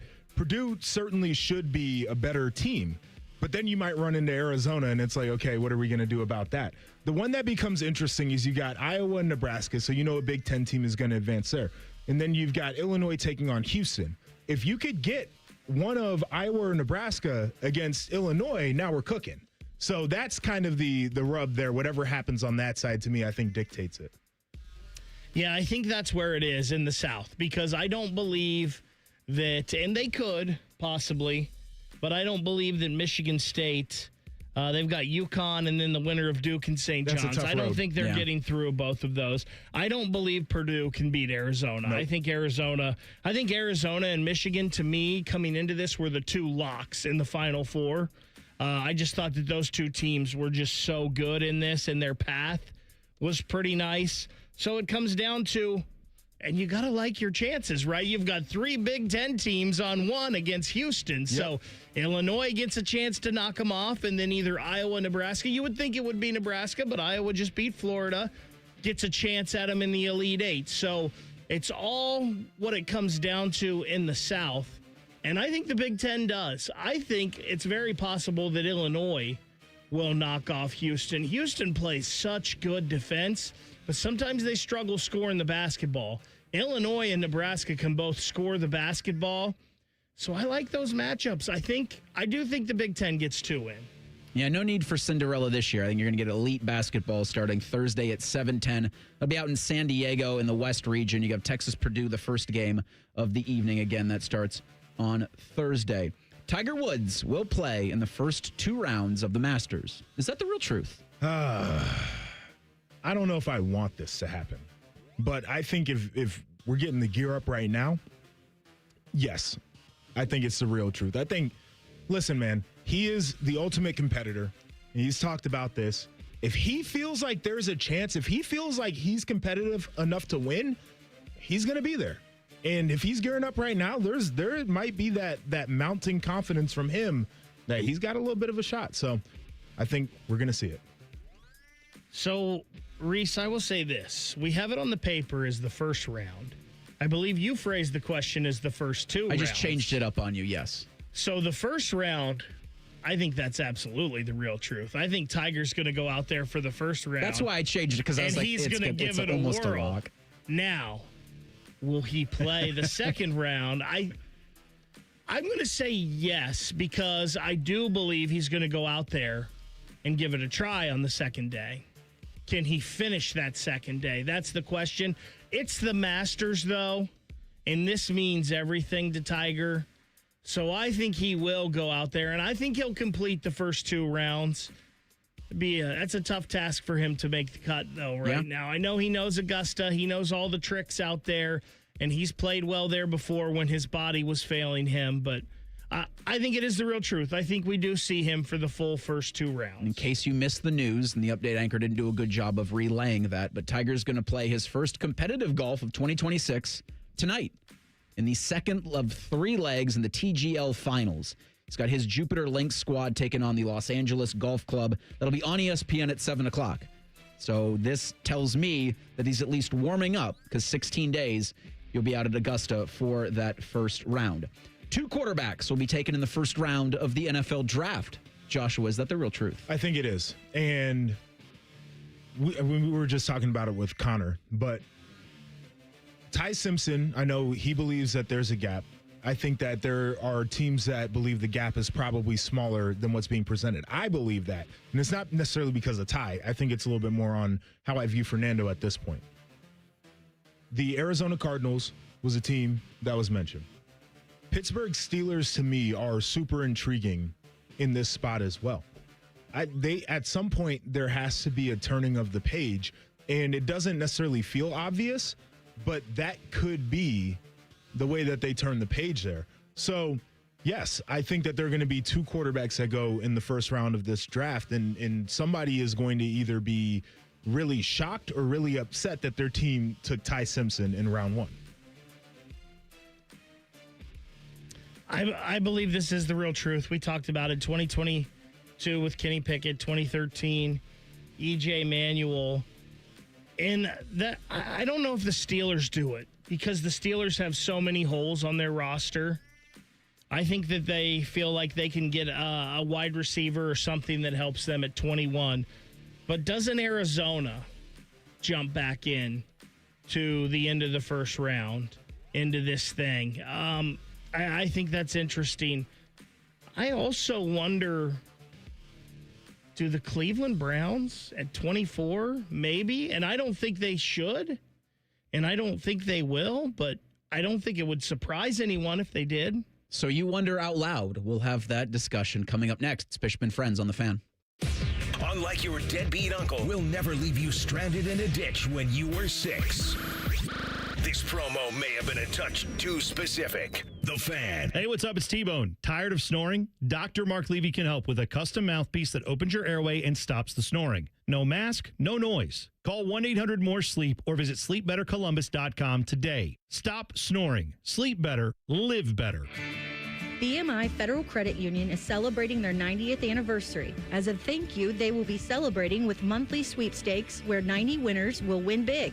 Visit bmifcu.org/90years for more details. Care Heating and Cooling. Honest technicians, honest pricing. Call 1-800-COOLING. Columbus has a new football team, the Aviators. UFL football lands April 3rd. Be there for our home opener at historic Crew Stadium. Don't miss it. Get your tickets now at uflaviators.com. That's uflaviators.com. United, we fly. Hey folks, it's Austin Ward here. They say imitation is the sincerest form of flattery. So I'd like to thank Berm for seeing me lose 50 pounds with Awaken 180 and deciding to copy off my paper.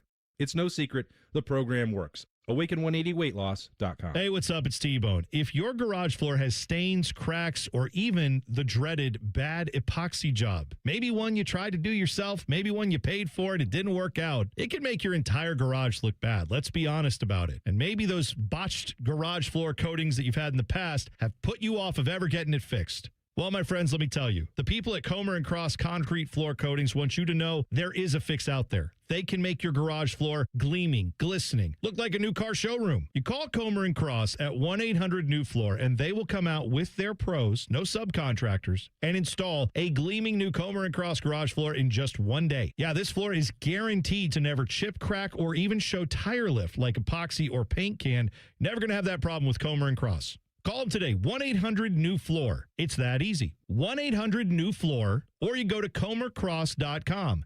That's COMER cross.com. Get a new garage floor with Comer & Cross Concrete Floor Coatings today. When it comes to your roofing, siding, or gutter needs, call Newman Roofing. 614-NEW-ROOF. NewmanRoofing.com. Forget the pot of gold. Save some green at all 4 Coghlan Kia locations. Get 0% plus no payments for 90 days on select new Kia Sorentos, Sportages, and Tellurides. Or buy a new 2026 Kia K4 for $279 a month. Visit CoghlanKia.com. Coghlan has the car for you. 0% APR available for 48 months on select in-stock units. 90-day deferred payments. 5 for $279 per month for 84 months at 5.99% APR with approved credit through Kia Finance. See dealer for details. Ends 3/31/26. Hey, Timmy, we're in the finals for Pizza Madness. Oh, Mikey, we've got a classic matchup. We've got Adriatico's taking on Pizza House for all the marbles. Vote now. PizzaMadness.pizza. Brought to you by our friends at Billiards Plus. Yay, pizza. Hey, it's T-Bone again. Listen up. Sleep apnea doesn't have to rule your nights. Dr. Mark Levy's been treating snoring and sleep apnea for over 15 years with proven results. And now he has an office in Marysville. Call 1-800-MORE-SLEEP or go to sleepbettercolumbus.com. Stop snoring, sleep better, live better. Flexible, secure, fun. Oh, and great pay, too. Are you not sure what you want to do for a career? Or are you thinking of changing careers? Being a dental hygienist or dental assistant may be the perfect fit for you and provides all of these perks, plus more. Talk with a dentist in your community or visit ODA.org to learn more. Become a valuable member of the dental team and start helping people love their smile. This message is brought to you by the members of the Ohio Dental Association. Hello, it's John Kozik, founder and president of TurboTrack Realty, and I buy real estate as is fast for cash. Give us a call today for an all-cash offer at 614-470-2000, 614-470-2000. I buy vacant properties, inherited homes, divorce situations, death in the family, apartment buildings, commercial properties. I even buy my tenants won't pay me the rent houses. Give us a call today for an all-cash offer at 614-470-2000, 614-470-2000.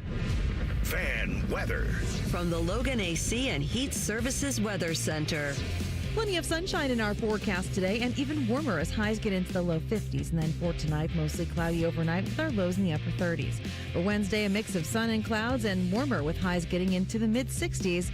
And winds will be on the lighter side in the afternoon. For the Fan, I'm meteorologist Meredith Garfalo with the 10 weather impact forecast.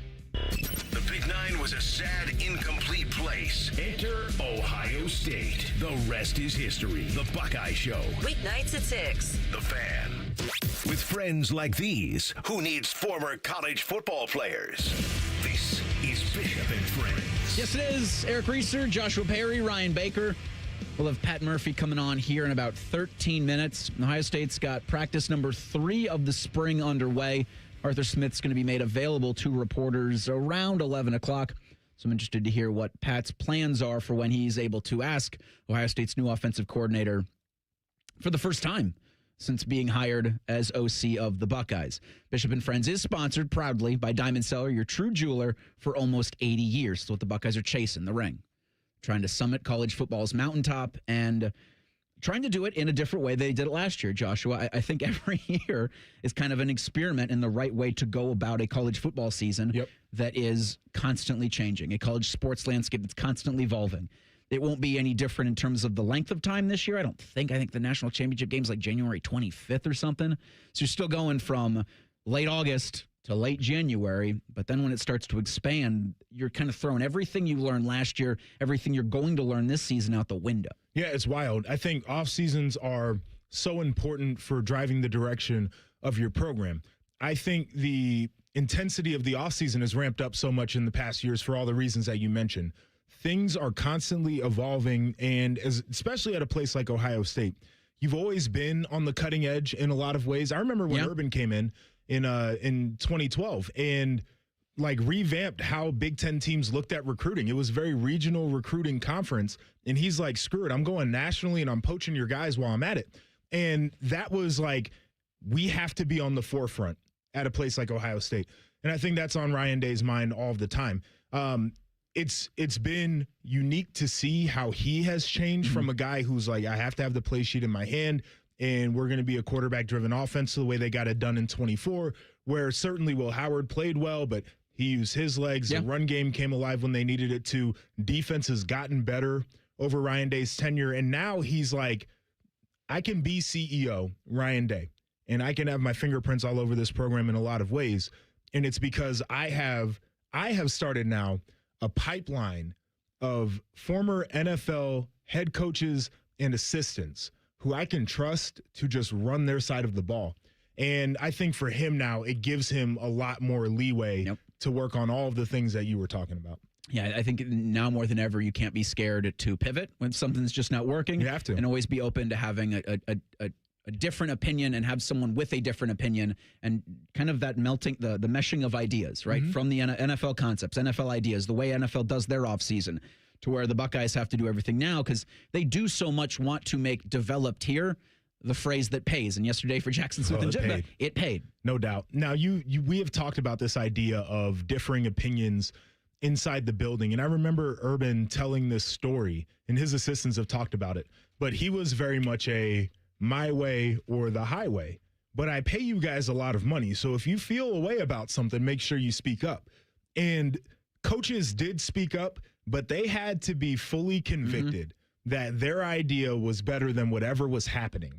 And I think Ryan Day has brought in guys who he knows that he can trust and will speak up. Because one of the hard things as a head coach is when you make decisions, when you make changes, when you install philosophy and then you pivot off of that, if it doesn't work, everybody's going to look at you. They're going to be like, you're the dummy who tried to change this, and this, and it didn't work.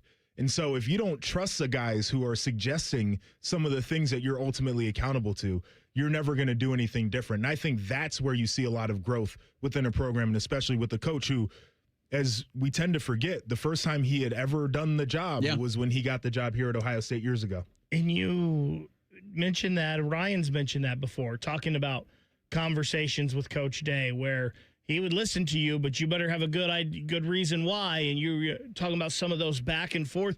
And you earlier in the show said different ideas or conflict. That's not always a bad thing. If everybody comes at it from the right place of wanting to be better and everybody understands when the conversation is over why we're going about it this way and why we think this is the best way and everybody's bought in, those difficult conversations can be the best things for a team. I think it's the way you grow. You know, like I am Mr. Devil's advocate, and I don't know if anybody should advocate on behalf of the devil as much as I do. That's fine. But making people think about the different sides of things ultimately gets you to the best decision at the end. And maybe you don't change anything, and that's perfectly fine. But at least you considered all of the things that you might have to consider. And I think that's what the Cleveland Browns had with Kevin Stefanski and Andrew Berry. Their ideas were just not great. And so I do wonder that you've retained Andrew Berry as your general manager, unfortunately. But you have Todd Monken as your new head coach. And as Baker had alluded to in the last segment, we were doing the real truth about the quarterbacks available in this draft. And I thought about it yesterday, and I just made kind of the innocuous comment of, you know, Monken's going to want to have his fingerprints on this quarterback room because the three that are in there right now, he's had nothing to do with. Sure. Right? He didn't draft Dylan Gabriel. He didn't draft Shedeur Sanders. He did not trade away almost a decade of your franchise for Deshaun Watson. That was all Kevin Stefanski and Andrew Berry. So I do think the more I think about that a quarterback will be in play for the Browns and maybe as early as 39 overall, maybe as early as the first round. If a quarterback, say a quarterback needy team, and I don't know if any team's needy quarterback-wise relative to what they're going to be next year, comes into the first round and says, hey, we're going to get Ty Simpson. Do the Browns, does another franchise panic and jump back in, or do the Browns at 24 panic? Because I think for Todd Monken, he's going to want to have a quarterback that he had the say in being in that room. I think he's got to stand pat for a year. That quarterback room is already, everybody's talked about it. Yeah, it is. And here's the other thing that pops into my mind. I know that these aren't guys that he selected, but the report that was floating around about the Ravens wanting to go and get Shedeur Sanders and his camp calling him being like, hell nah, Lamar's going to be around for a while. We don't want to be in quarterback hell. And the guy behind that being Monken is like, okay, well, maybe he's fine saying this year I got the guy who I thought I might want as a developmental quarterback. We'll see what happens. And if nothing happens, we said this about the quarterback class coming into the year. Next year's quarterback class is supposed to be great. It's supposed to be a bunch of guys that you can go and get. How long do you think we'll be doing that? Oh, we'll be doing it forever. Like, we're dumb right now. Everybody's dumb right now. And then we watch football this season. We figure out how dumb we are. And I think you're right. I do think that's what the Browns should do in just staying pat with what they've got in the quarterback room, because I don't think you need to be spending any of your draft capital on guys this draft or any guys for any of the free agents that are still out there that could become available. I do think just you got three, just ride that into the off season, ride that into training camp, but I don't necessarily know if that's what they're going to do. I can't see the Browns at 24 or high in this draft taking a quarterback. I do hope that's the case. Believe they will take one late. you're seeing a lot of mock drafts out there now that go the full way, have Drew Aller to the Browns at some point at 5 or 6 or 7 in those rounds. I've never been an Aller guy. Even when he was in high school, I thought that it was more a product of that system. Then Where was it his high was school? him. You asked me too quick. Medina? It was Medina, yeah. Northeast Ohio, baby. It was here Medina. you go. Here you go.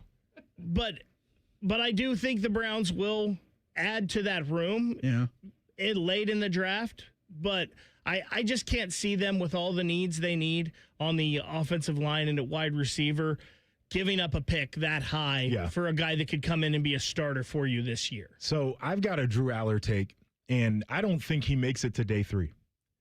I started as soon as he threw the damn ball at the combine. He did look good throwing the ball at the combine. He's been looking. All right. That's the thing. But everybody's like, oh, man, look at this dude, 6'4", 6'5". He's got a good frame. The ball jumps out of his hands. He's a good-looking kid that can be in commercials and be the face of our franchise. We can market him. And all we heard, and I covered Penn State very closely, all we heard for years was all of those same things.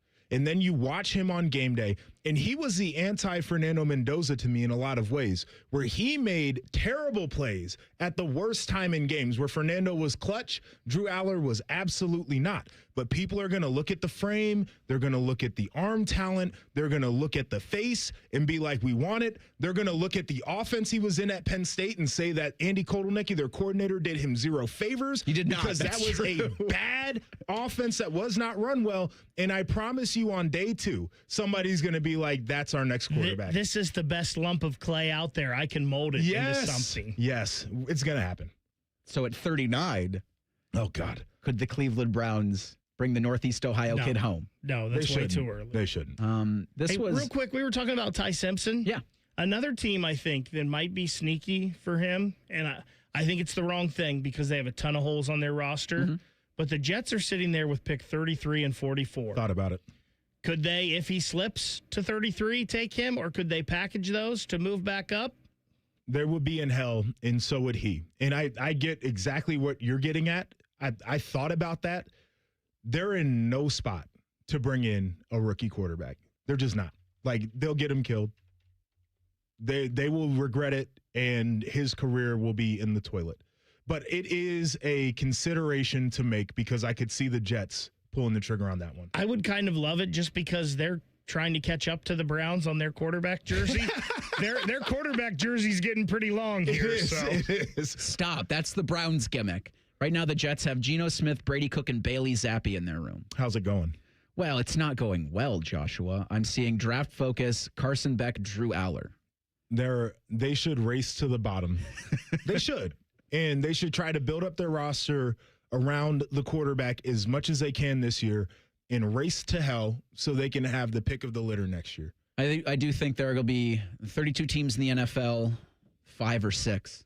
That's the biggest thing that they've got going into 2026 is, whatever. We'll stick with 2027 and the potential to draft an Arch Manning. If they wanted Dante Moore this year, if they thought that was going to be their guy before he came back, race to the bottom.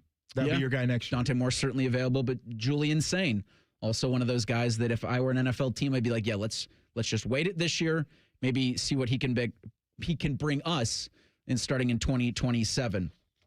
Pat Murphy, our guest in 2 minutes. Bishop and Friends on the Fan. I'm Leslie from Pella Columbus. And I'm Wilson from that other window place. Wilson, what are we wearing? Lie detectors. Anytime a lie is detected, we get a little shock. All right, let's try them. So, Pella was rated by homeowners as the leading window brand here in Columbus. Nothing? Okay. Well, our windows can change the look of your home. Ow. This thing sometimes shocks you when you tell the truth. Ouch. It's okay. I'm having fun. Get the windows that can change the look and feel of your home at PellaColumbus.com. What's bigger than a three-pointer in a clutch play? Saving thousands on a new Lindsay Honda now. Slam dunk a deal with 0% financing for 72 months on 2025 Honda Pilot and Ridgeline. If you're serious about saving big, now's the time. Want better MPG? Drive a new 2026 Civic Sport, just $199 a month. March is on during the Honda Spring Event. Time to score big. Honda makes the car cars, Lindsay makes the difference. Visit lindsayhonda.com for details. Hey, John, why so glum? I just got let go. The company's downsizing. This is the third time in the last 2 years.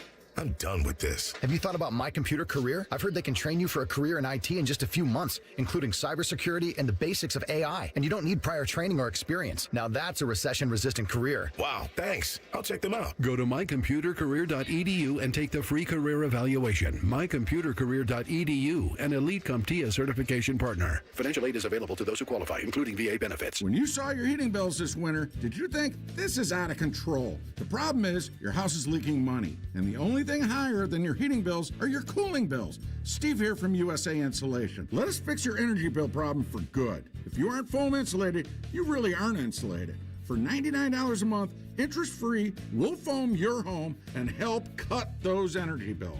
529-2440 or usainsulation.net. USA Insulation. Bishop and Friends is sponsored by Diamond Seller, your true jeweler for almost 80 years. The Fan, Ohio's sports destination. Taking the art of sports radio and day drinking to a whole new level. You're listening to Bishop and Friends. Yes, you are. Eric Reister, Joshua Perry, Ryan Baker. 10:30 on a Tuesday. We go out now to the Bryant Heating and Cooling Systems Fan Guest Hotline. Pat Murphy of Bucknuts 24/7 Sports and right here at the Fan joins us. Pat, morning. Thanks for the time. When you are able to speak to Arthur Smith later this morning, what's the first thing you're going to ask him? Or what are you most interested to hear from him?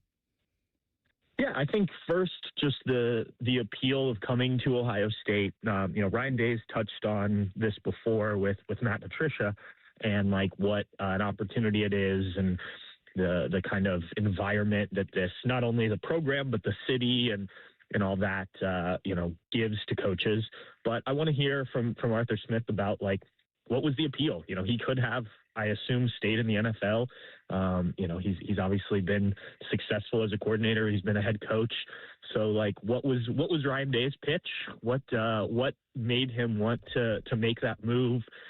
I look at college football versus the NFL and think it's way more hectic with transfer portal every year and, all the stuff that goes into it, recruiting and now NIL and trying to figure that out. So, like, why make the jump now, I think is one thing. And then I guess also just when he looks at this offense, Ryan Day's offense, where he thinks he can help the most, how he thinks he fits into it, those type of sort of schematic questions as well.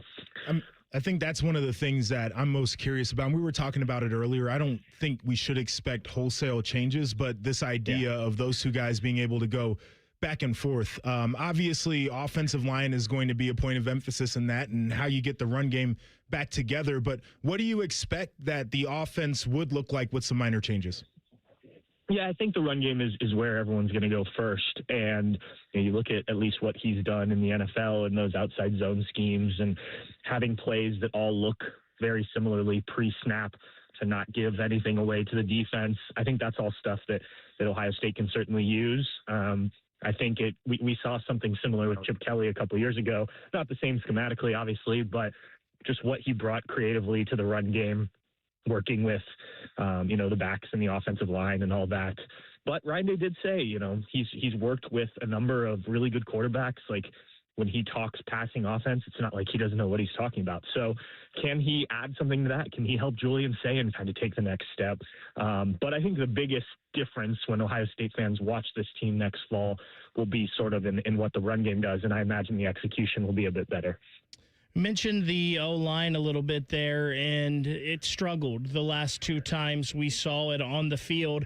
How worried are you about the offensive line, and do you think we will see some new players mixed in there this season? Yeah, I won't say I'm worried. I think, there was some regression the second half of last season if you look at, like, pressures given up and things like that. And I think, we get to talk to Carson Hinsman and Luke Montgomery, and we talked to Luke and Austin Sareveld after the loss to Miami, and it really wasn't obviously a great time to get, like, real answers. So I think today will provide some light on what they see, at least, as where they can get better. But I think some of it may have been injuries. I think guys were banged up, maybe more than they let on. I also think they didn't face a ton of challenges on that offensive line. So maybe there wasn't the opportunity to go in and fix things. And Tyler Bowen talked about that after that loss was, we have to be better about getting up for these big games and getting ready for these big games against higher competition on opposing defensive lines. So this year, that will obviously not be an issue. But to answer your question about different personnel, I think it's possible. Ryan Day hinted at some guys moving around. I'm interested to see sort of what Ian Moore can do this offseason. Can he make a push to be maybe in the tackle conversation after what we saw against Miami? We know they have some versatile guys, and Austin Serveld and Philip Daniels and guys like that can play some different positions. So I think there's an opportunity to at least experiment with it. And then, as Ryan Day always says, you want to find the best 5. Pat Murphy, our guest, to read his Buckeye coverage over at Bucknuts and 24/7 Sports. You can hear him on the Buckeye Show Friday with Brandon Beam. He joins us courtesy of the Bryant Heating and Cooling Systems fan guest hotline. Pat, offensively or defensively, who's the portal person you're most interested to see this spring? Ooh, there's a couple. I think mostly on the defensive side, because that's where they did a lot of that work. Either of the safeties and Earl Little Jr. and Terry Moore, I think those are both guys that should be able to come in and make an impact right away. And when we were able to watch at least some of those first 2 practices, Earl Little was out there with the first team. Terry Moore, who didn't play last year because of the ACL, was with the second group. And I don't want to read into that too much, but I do think both those guys can make an impact. Defensive line, I think the additions there with John Walker, James Smith, and Kua Rusaw, they need those guys to be ready to play because of the guys they lost. And, especially on the edge, you've got Kenyatta coming back, but you lose a guy like Caden Curry, who was your sack leader last year and did a lot of that stuff. There needs to be production there. And obviously Caden McDonald as well in the interior. So, you lost a lot of guys on defense. I think Christian Allegro is a guy who we may not talk about a ton because they've got a lot of linebackers, but it would not surprise me if he's a starter to open the season. They've got to replace a lot, and I think they did a good job in the portal.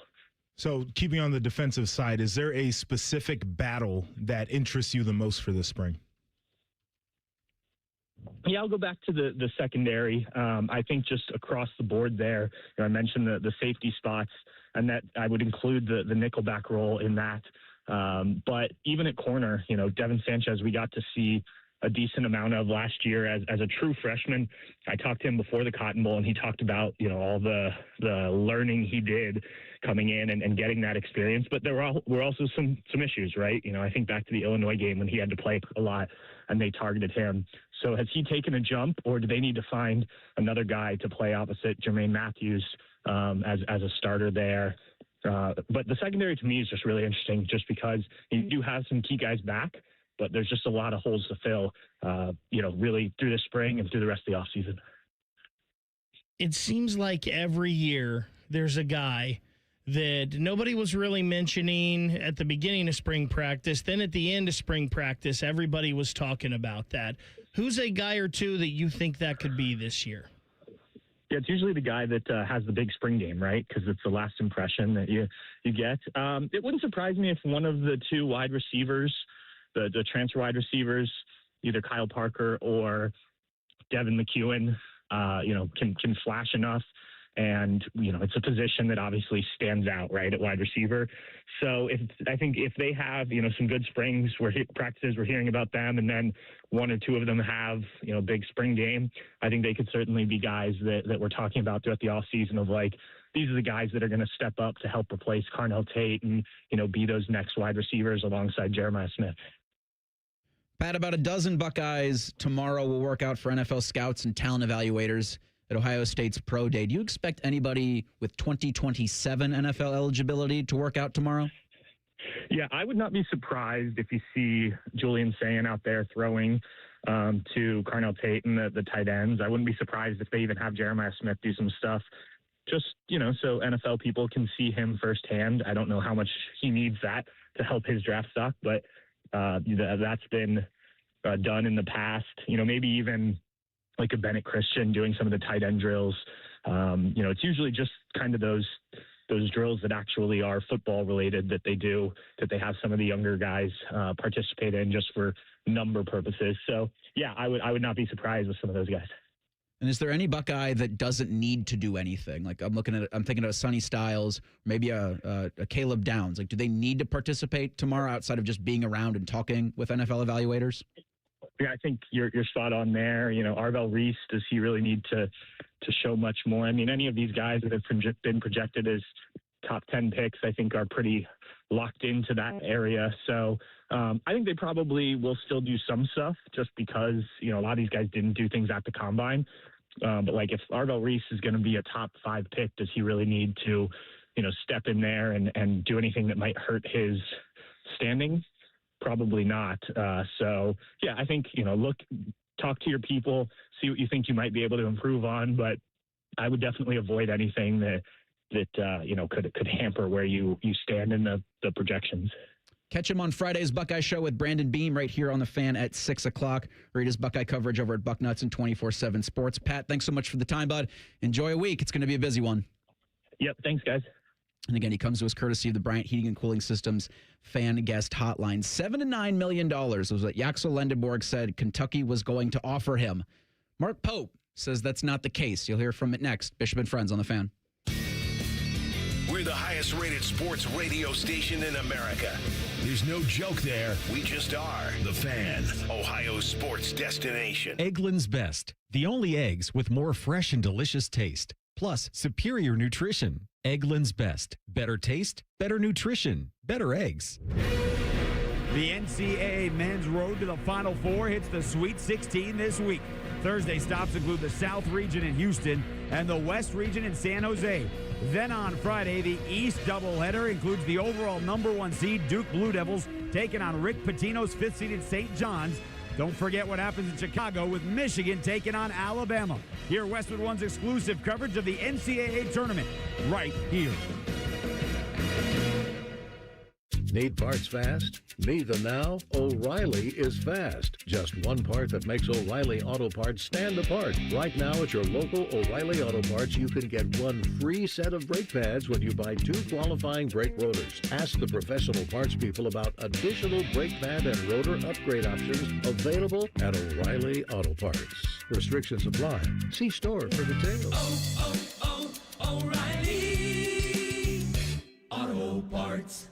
Get Eco. ECO. When your drain is clogged, our drain team will clear it for just $93. If we can't clear it, it's free. And we guarantee it will stay clear for at least a year, or we'll clear it again for free. Get Eco. ECO. Go to geteco.com. Forget the pot of gold. Save some green at all 4 Coghlan Kia locations. Get 0% plus no payments for 90 days on select new Kia Sorrentos, Sportages, and Tellurides. Or buy a new 2026 Kia K4 for $279 a month. Visit CoglanKia.com. Coghlan has a car for you. 0% APR available for 48 months on select in-stock units. 90-day deferred payments. Buy for $279 per month for 84 months at 5.99% APR with approved credit through Kia Finance. See dealer for details. Ends 3/31/26. I'm John Morgan. There are many reasons to hire Morgan & Morgan for your injury case. Reason number 3. First, all lawyers are not the same. If my family had an injury case and I couldn't hire us, there are only about 3 to 4% of the lawyers out there that I would hire. And here's why. Most of them rarely, if ever, go to trial. They just take the last best offer. Hell, you can do that yourself. Do this. If you're looking for a lawyer, Google Morgan & Morgan results and see what comes up. It may shock you. Then Google the firm you're thinking of hiring and do the same. That may shock you as well. We became the largest injury firm in the world for a reason. We won a lot. $30 billion and counting. Morgan & Morgan, or thepeople.com. Who would I hire? I'd hire us. Morgan & Morgan, Ohio office located at 600 Vine Street, Cincinnati. Prior results do not guarantee a similar outcome.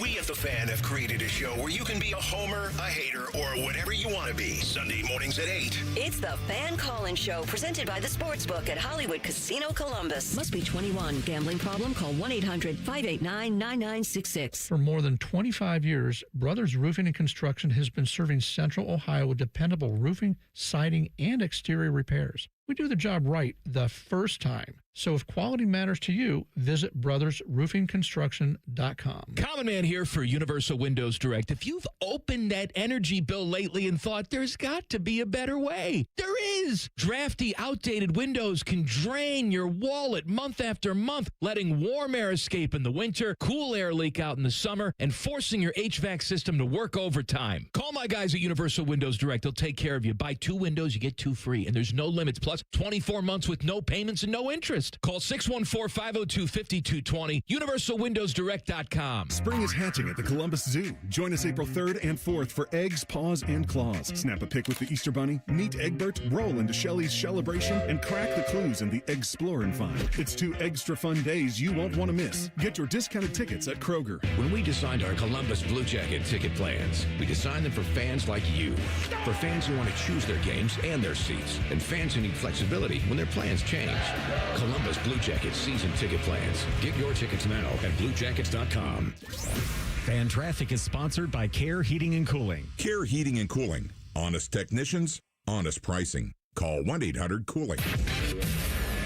The Fan Poll is sponsored by JT's Pizza and Pub, home of award-winning pizza and 32-ounce Yingling drafts for only $4. Distilled sports discussion, served in light beer quantities.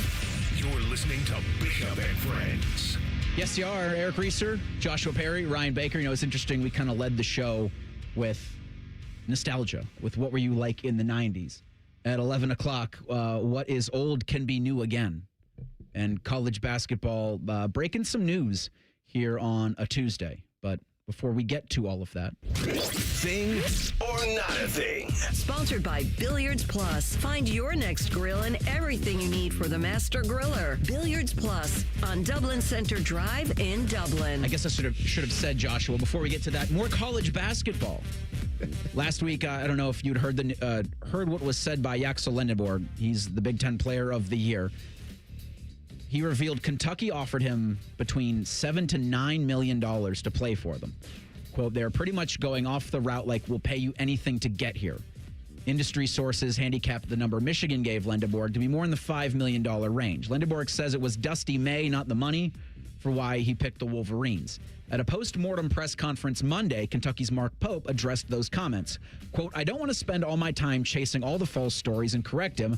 I actually don't want to be a fact check. But stories like that, for example, that story is 100% categorically false with no truth to it whatsoever, end quote.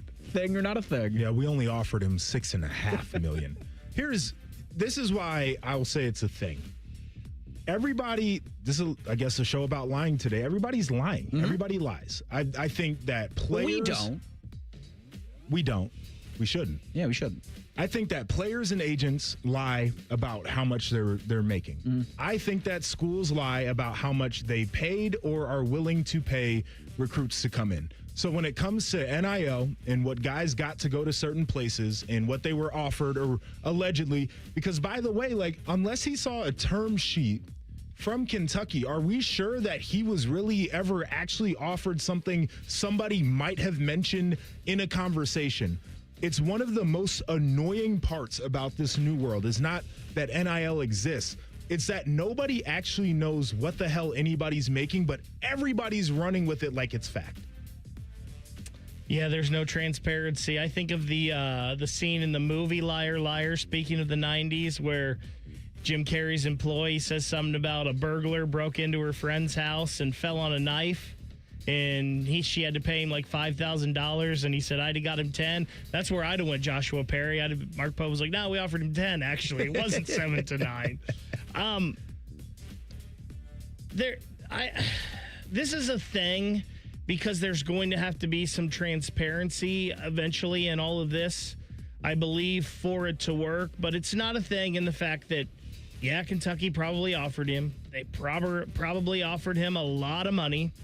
Michigan probably gave him a lot of money as well. It was probably very competitive with what Kentucky was offering him, and he probably did think if he went and played for Dusty May, it would be better. So there's a lot of lies in there, but there's probably also some truth. And I just don't think it's a thing. Lindenborg went to Michigan. He's playing well for them. They're probably going to get to a Final Four and compete for a national championship. I just love, real quick, the story is 100% categorically false with no truth to it whatsoever. Whatsoever. Categorically false. You can just say that didn't happen. Well, Mr. Pope, tell us what you offered. What was the him. number? Tell us what with it was. With all of these situations, I just want to go back to the coach or back to the whoever is saying that that's not the truth. Be like, then give us the actual number. Let's just see the balance. Let's just see the sheet. Name names. All right, the $22 million you wouldn't say is truthful to how much you spent on the roster. Let's see how much you actually spent. Open the books. Right? Open the books. The Indianapolis Star is reporting that Butler's coaching search, led by athletics director Grant Leidecker, is in its final stages with a decision expected to come mid to late this week. The report adds, a source with knowledge of the coaching search told USA Today that Miami coach Travis Steele is not expected to be Butler's next coach. It is unclear if Steele was offered the job, but the Danville native and Butler alum may not have the same internal support of other potential candidates. End quote. Those potential candidates, Chris Holtmann, John Gross, Micah Shrewsbury, Ronald Norred, and those four are the reported favorites to replace Thad Matta, who retired last week. Thing or not a thing? I think it's a thing that Miami gets to keep their coach. Also, a little bit of a thing, Chris Holtmann in the running for that job. How about that? Yeah. The Travis Steele part is interesting here because we love him on this program because he joined us. Great friend of the show. Great friend of the show. But I could see where Travis Steele, when things aren't going well, could kind of have a little Mick Cronin and Dan Hurley to him, where he could get some people that he works with, rub them the wrong way. It didn't go well for him at Xavier, so maybe Butler is looking at that. Also, I don't think they can go wrong with any of these candidates, quite frankly, that are there. Chris Holtmann got DePaul. Yeah. Out of the bottom of the Big East this past year. John Gross has done wonderful things at Akron here recently. Micah Shrewsbury, a proven, experienced head coach. And Norred, as a former Butler player, he's currently an assistant in the NBA.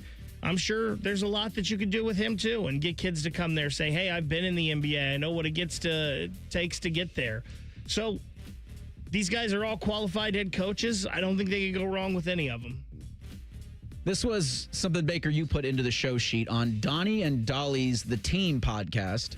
Did I say that correctly? I believe so. Former Blue Jackets head coach Dean Evison said he thought the Blue Jackets were on the verge of playing the way they are now before he was dismissed. It's hard not to, get frustrated, get pissed off, what have you. Mm-hmm. I mean, we beat Utah the night before.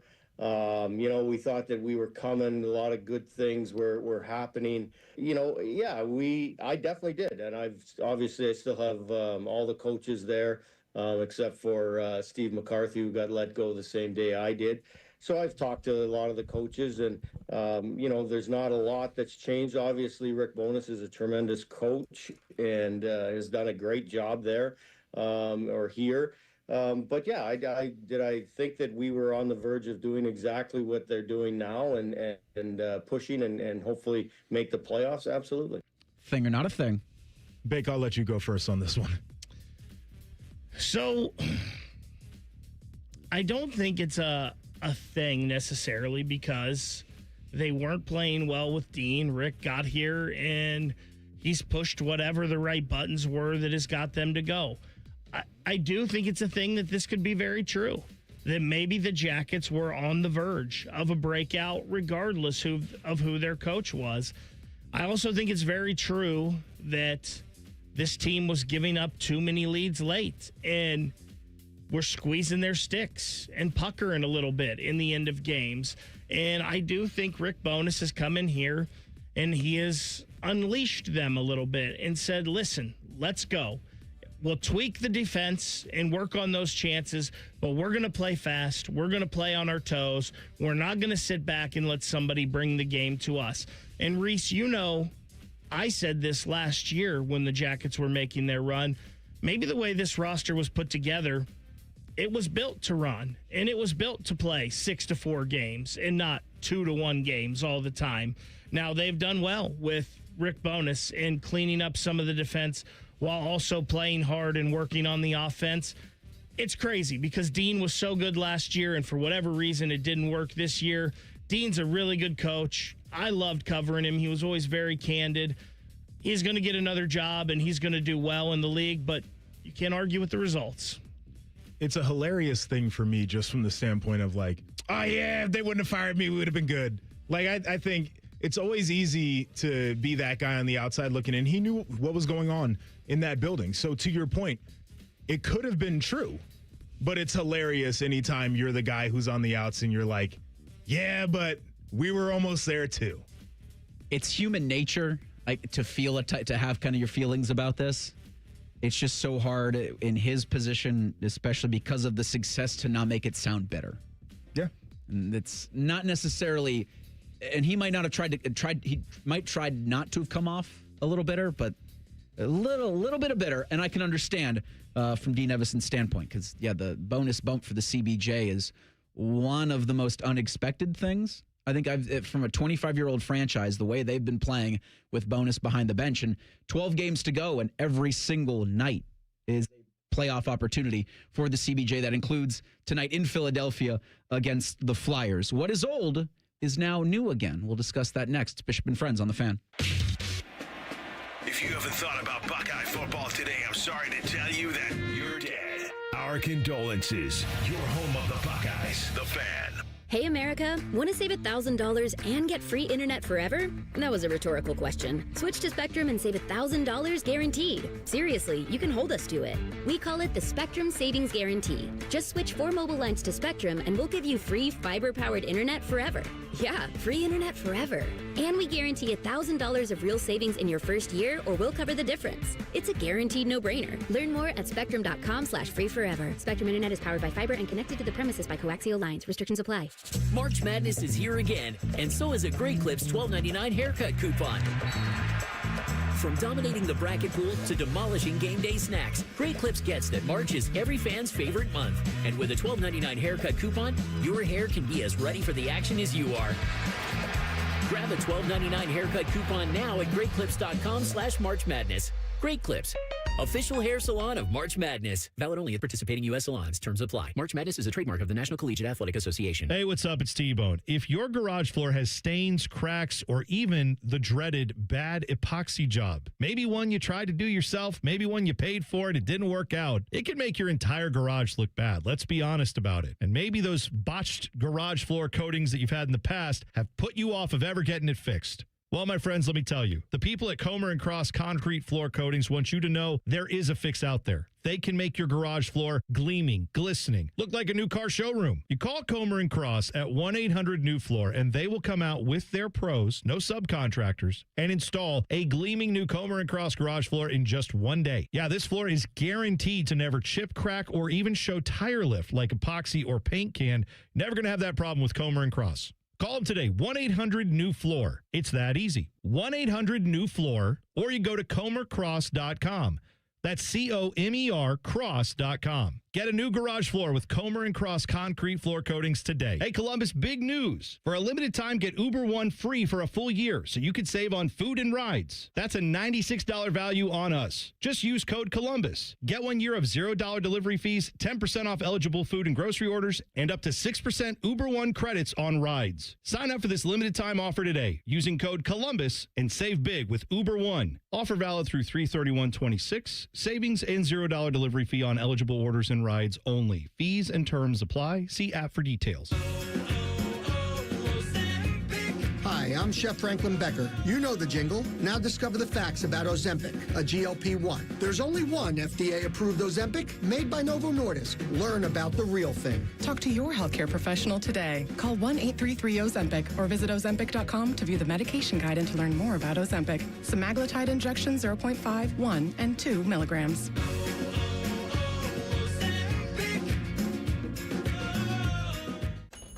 Could this vintage store be any cuter? Right? And the best part? They accept Discover. Accept Discover? In a little place like this? I don't think so, Jennifer. Oh, yeah, huh? Discover's accepted where I like to shop. Come on, baby, get with the times. Right. So we shouldn't get the parachute pants? These are making a comeback. I think. Discover is accepted at 99% of places that take credit cards nationwide. based on the February 2025 Nielsen report. Columbus has a new football team, the Aviators. UFL football lands April 3rd. Be there for our home opener at historic Crew Stadium. Don't miss it. Get your tickets now at uflaviators.com. That's uflaviators.com. United, we fly. Pepsi Prebiotic Cola in original and cherry vanilla.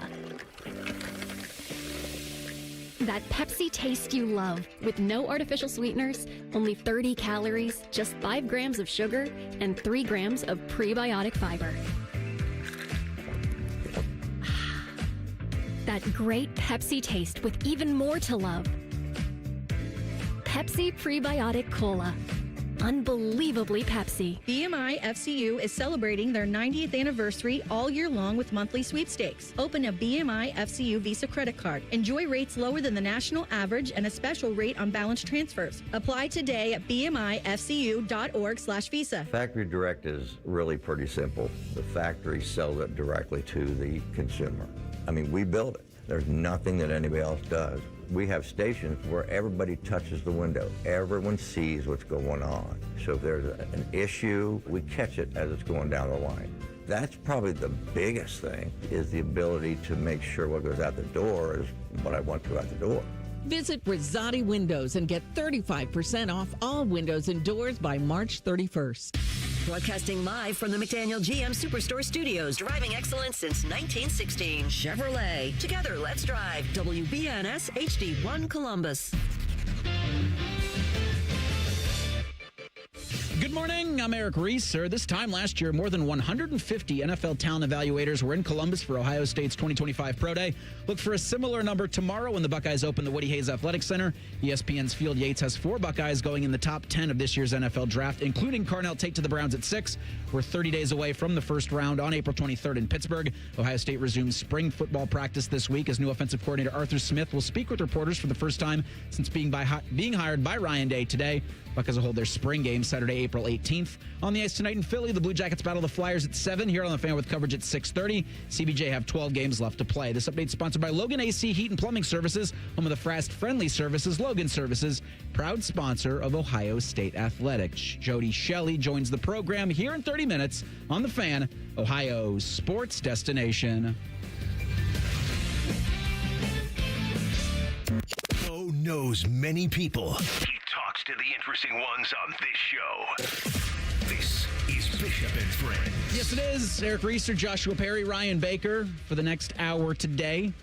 JP's graciously decided to join us all week. Yes. We thank you for doing that. Of course. Not because you have to, because you want to, right? Well, I made a commitment. Right? And I'm a man of my word.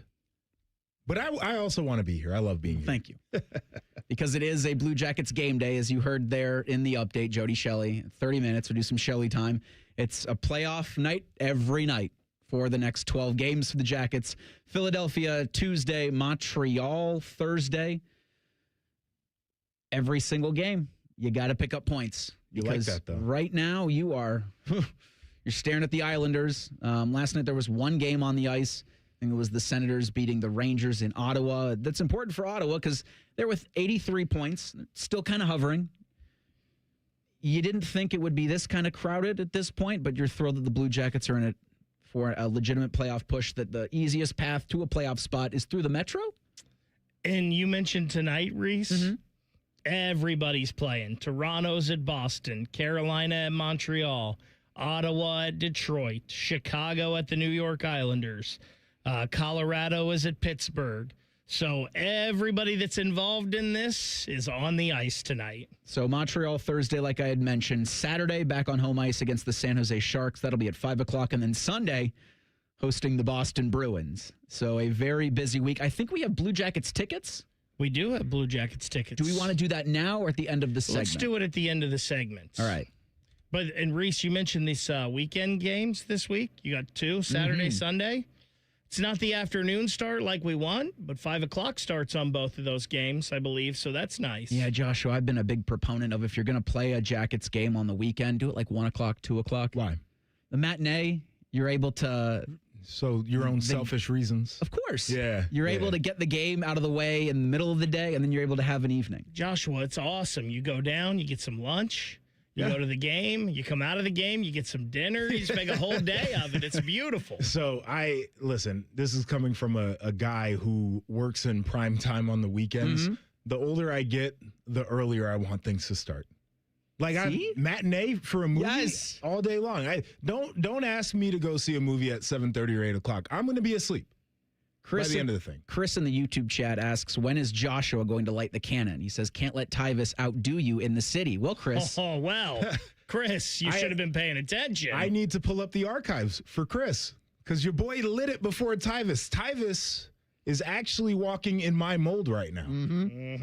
Tell him about it. I walked so Tyvis Powell could run, as a matter of fact. I mean, that's normal, right? Yeah. That's just a normal Tuesday. Absolutely. Since only you guys met at the Ohio State University, has he been trying to be Joshua Perry?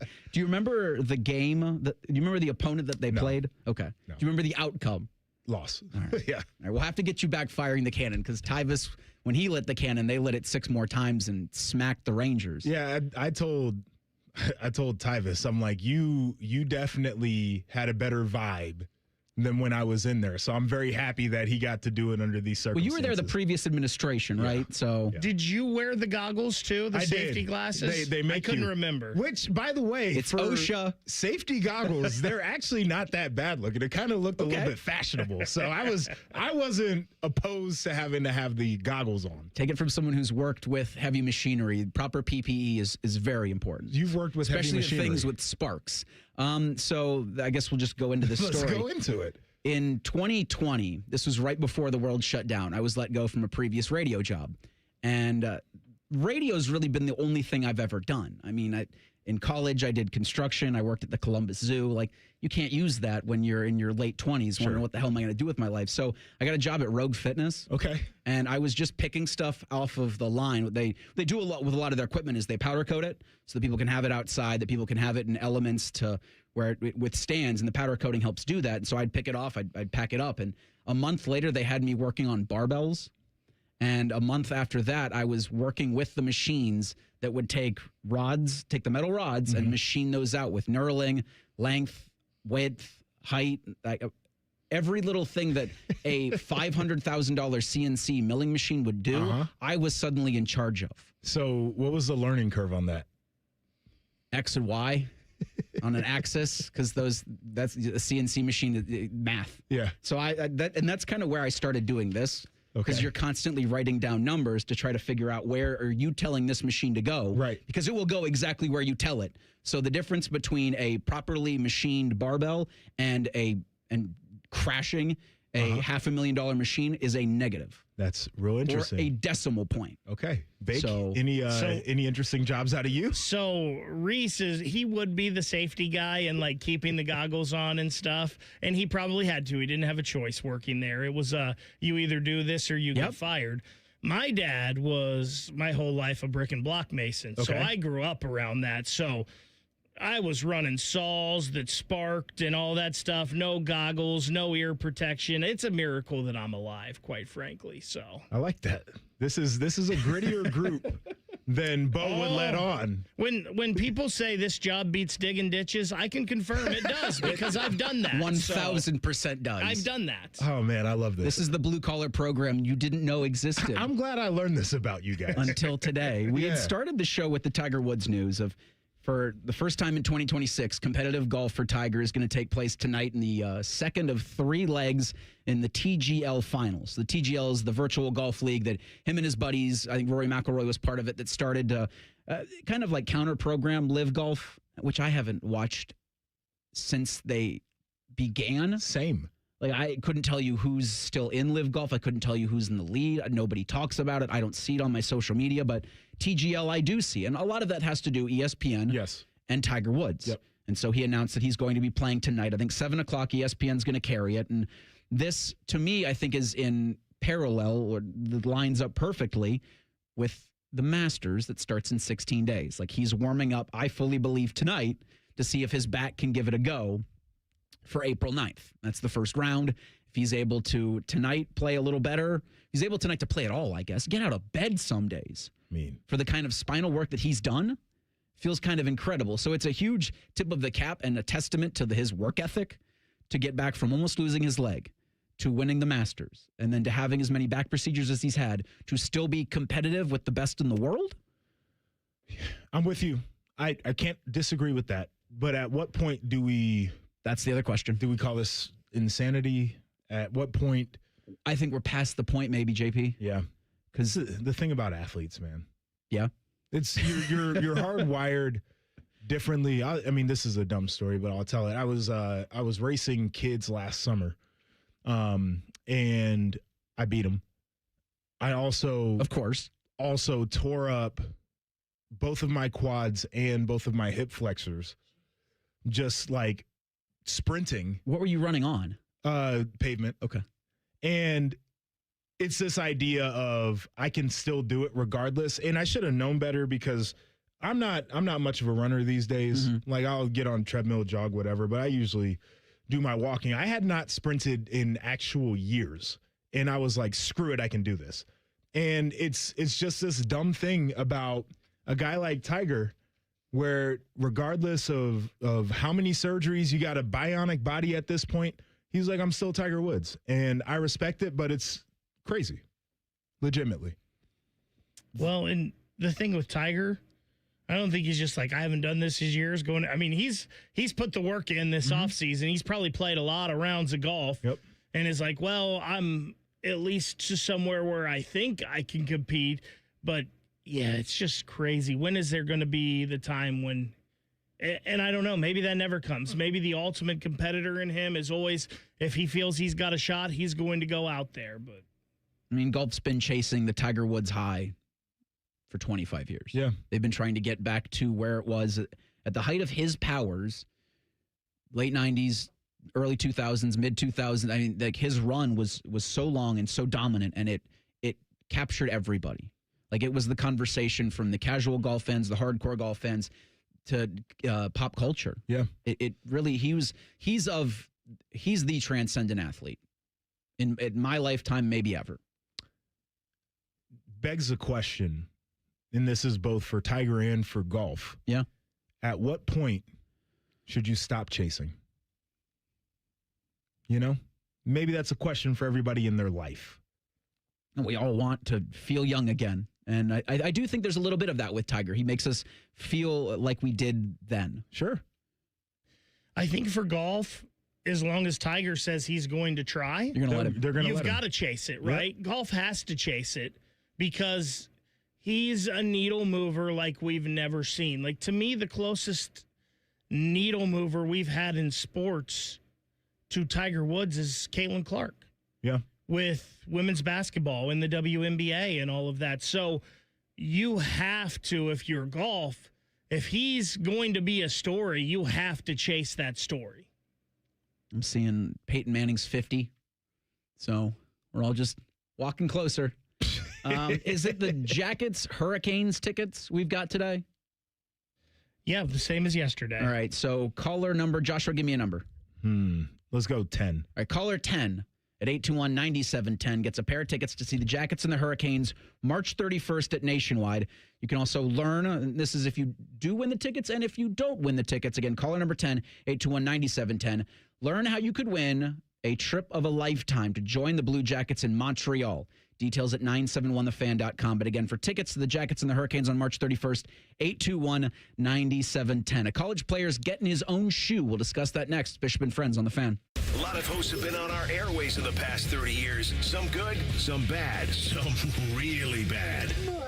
Anyway, sorry for that. The Fan. Sex, intimacy, love. These three things are critical to a good relationship, and that's the problem with erectile dysfunction. It often destroys sexual enjoyment and intimacy. It stresses the love between partners, often to the breaking point. This is Jeff for Tri-State Men's Health, and if you're suffering with ED, you likely know exactly what I'm talking about. But I also want you to know that ED doesn't have to impact your relationship anymore. At Tri-State Men's Health, we're ED experts, with our focus on men's sexual health. We've treated tens of thousands of men and have treatments that are effective in well over 90% of cases. I promise you, if you're like most guys, you can get your sex life back. perhaps even performing like you haven't in years. So if ED is affecting you, it's time to get back to better sex, better intimacy, and deeper love. Call us. Just $99 gets you blood work, a medical consult, and if medically advised, a test dose. And if that test dose doesn't work in the office, your visit is free. Call 800-900-9654 or go to tristatemenshealth.com. Common Man here for Jermaine. Everybody's talking about affordability when buying a car these days, but the truth is, GoJermaine.com has a great selection of affordable inventory. Maybe that tax return is going to hit your mailbox pretty soon. Well, go see my friends because they have 300 new cars under 30 grand, over 300 used cars under 20 grand, and it's only at GoJermaine.com. And along with their $1,000 price promise, no one's going to sell you a car for less. Get started at GoJermaine.com. James Laurinaitis here for my guys at Green & Sons, the premier Kubota dealership in Central Ohio. Green & Sons has all the Kubotas you need to tackle your land and come out a winner. They have zero-turn skid steers, tractors from 18 to 171 horsepower, and also utility vehicles. My favorite is my RTV Sidekick. The best thing about Green & Sons is they've been family-owned and operated since 1970, and you will love dealing with the Green family and their winning team. Do what I did and check out Green & Sons located in Mount Sterling and Marysville or online at greenandsons.com for all your Kubota needs. For more than 25 years, Brothers Roofing and Construction has been serving Central Ohio with dependable roofing, siding, and exterior repairs. We do the job right. We communicate effectively and stand behind our work.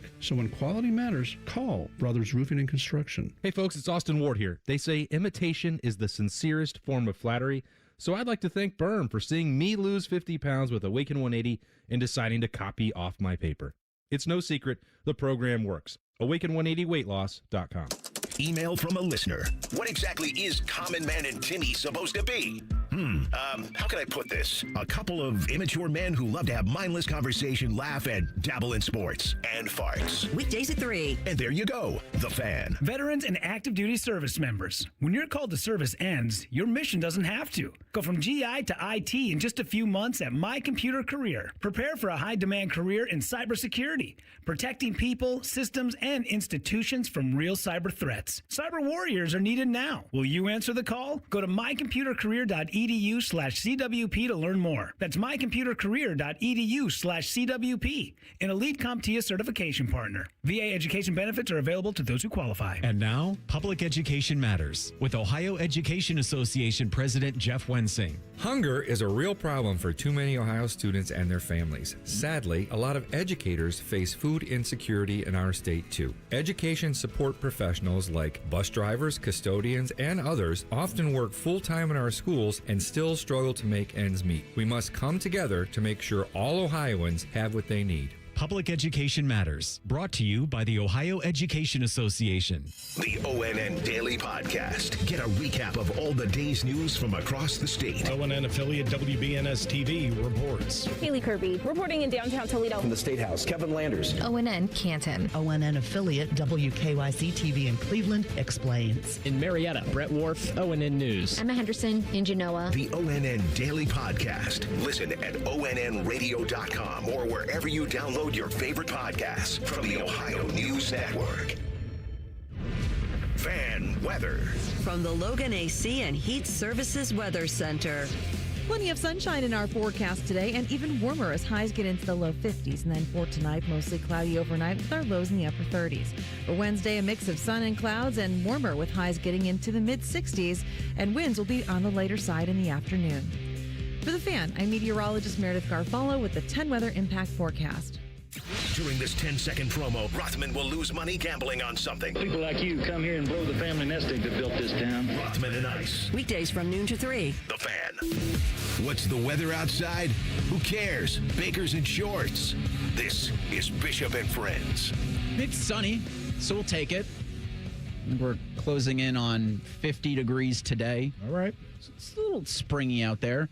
We don't have any windows in this studio, just for those out there wondering. So every time during the break, I look to our YouTube chat and just see the camera outside and how downtown looks. And this break, I think because there are new top men in the building, seeing how everything works. Well, wow, this cool radio thing. I saw the camera actually make a move. This from Ted in the YouTube chat. Not sure if you guys realize Jack Nicklaus finished 6th in the 99 Masters and had a shot of winning heading into the back nine at age 58 or 59. It's incredible. Incredible feat to be competitive at that age, but just to the body trauma that Tiger Woods has had, I think is unmatched. It is. And I think, and I might be speaking out of turn a little bit, but golf right now feels a lot like an athlete sport in the sense of where the equipment is and obviously all that stuff. But guys are just like, they're launching the ball. Yeah. And I think part of Tiger was his ability to do that as well as anybody before it was really like a part of the game. And so for his decline, I think that's an aspect of the actual game for him that he's had to rework as well. Mm-hmm. And we'll see him go for it, but we also see him pay the price by the end of a round.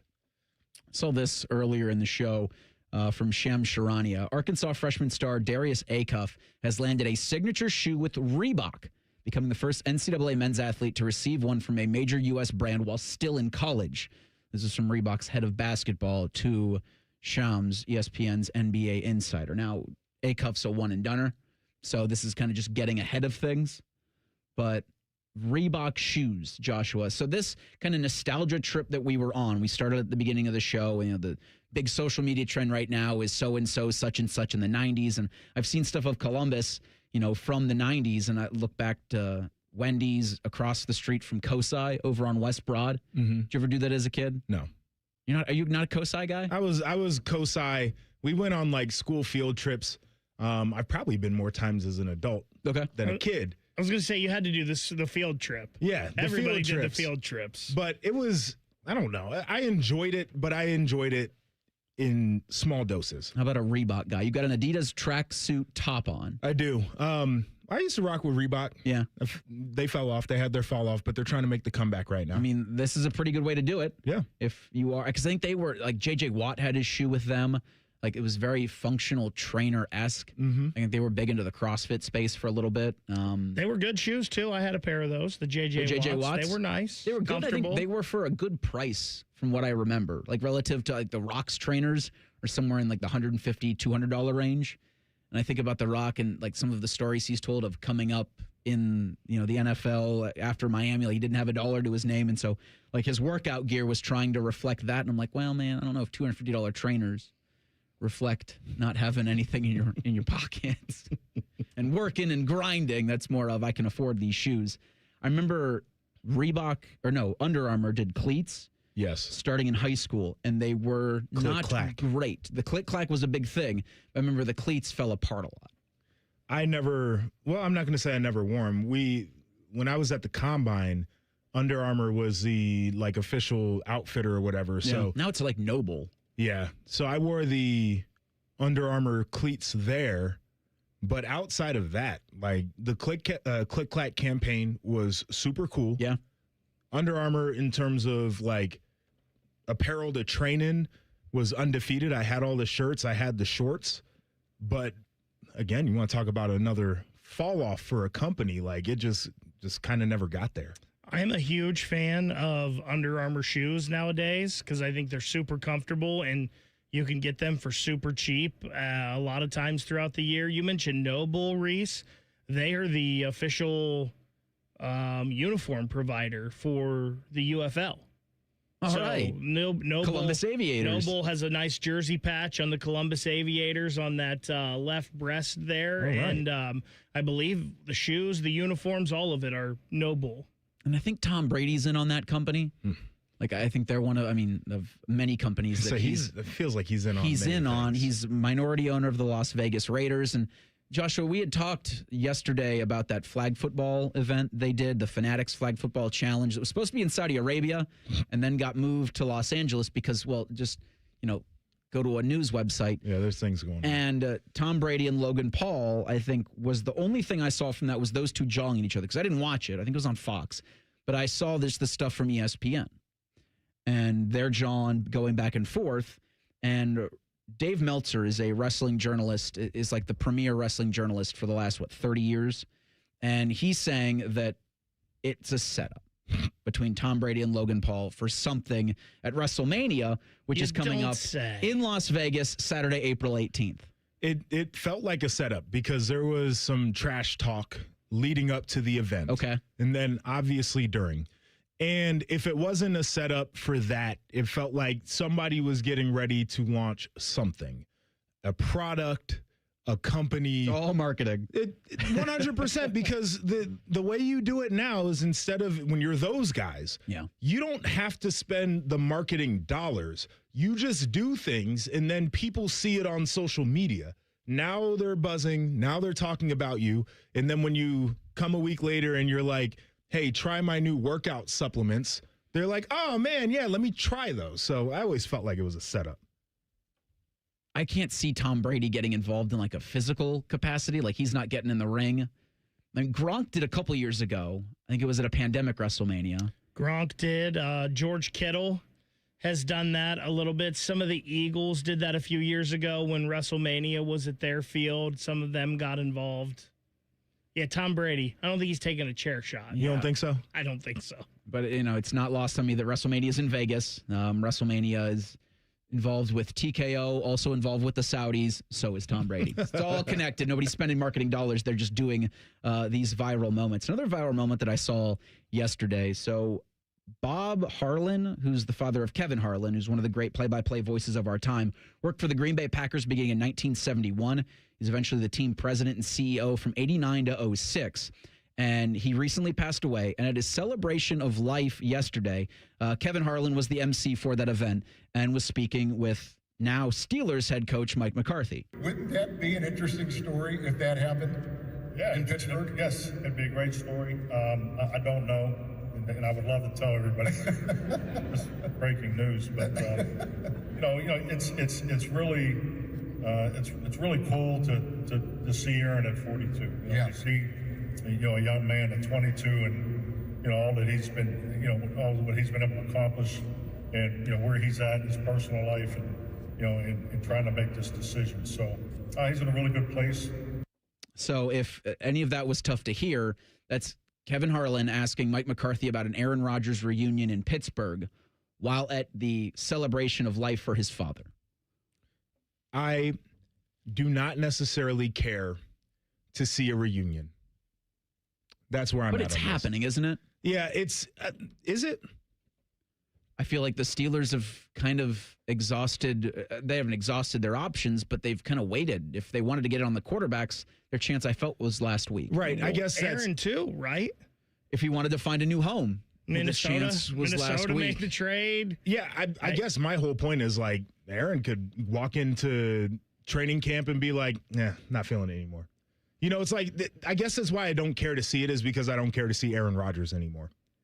I don't think that the draw for him as a player is worth what I have to see during the week on talk shows and everything else. So would it be nice for those guys? I'm sure it would be. Maybe they could create a little bit of magic. Not for me right now. Yet, don't expect the AFC North to be as yakety sax as it was last year. So it would take, I think, a competent Steelers offense to win the thing. Yeah. If they were going to, and certainly it was anything but competent last season. I think whether Aaron plays or not, we're still getting him in the week during the week. Yeah, but we're still getting the McAfee and the clips. It would you be may get more. Much easier for me to disconnect because I don't have to feel like I'm following him because he's getting ready to play. I could just be like, I'm turning this dude off. I don't need to hear from him. How about Harlan just doing a Q&A at his dad's celebration of life? Why not? It does make sense because McCarthy, a Packers employee for a lot of for the 10 years he was head coach.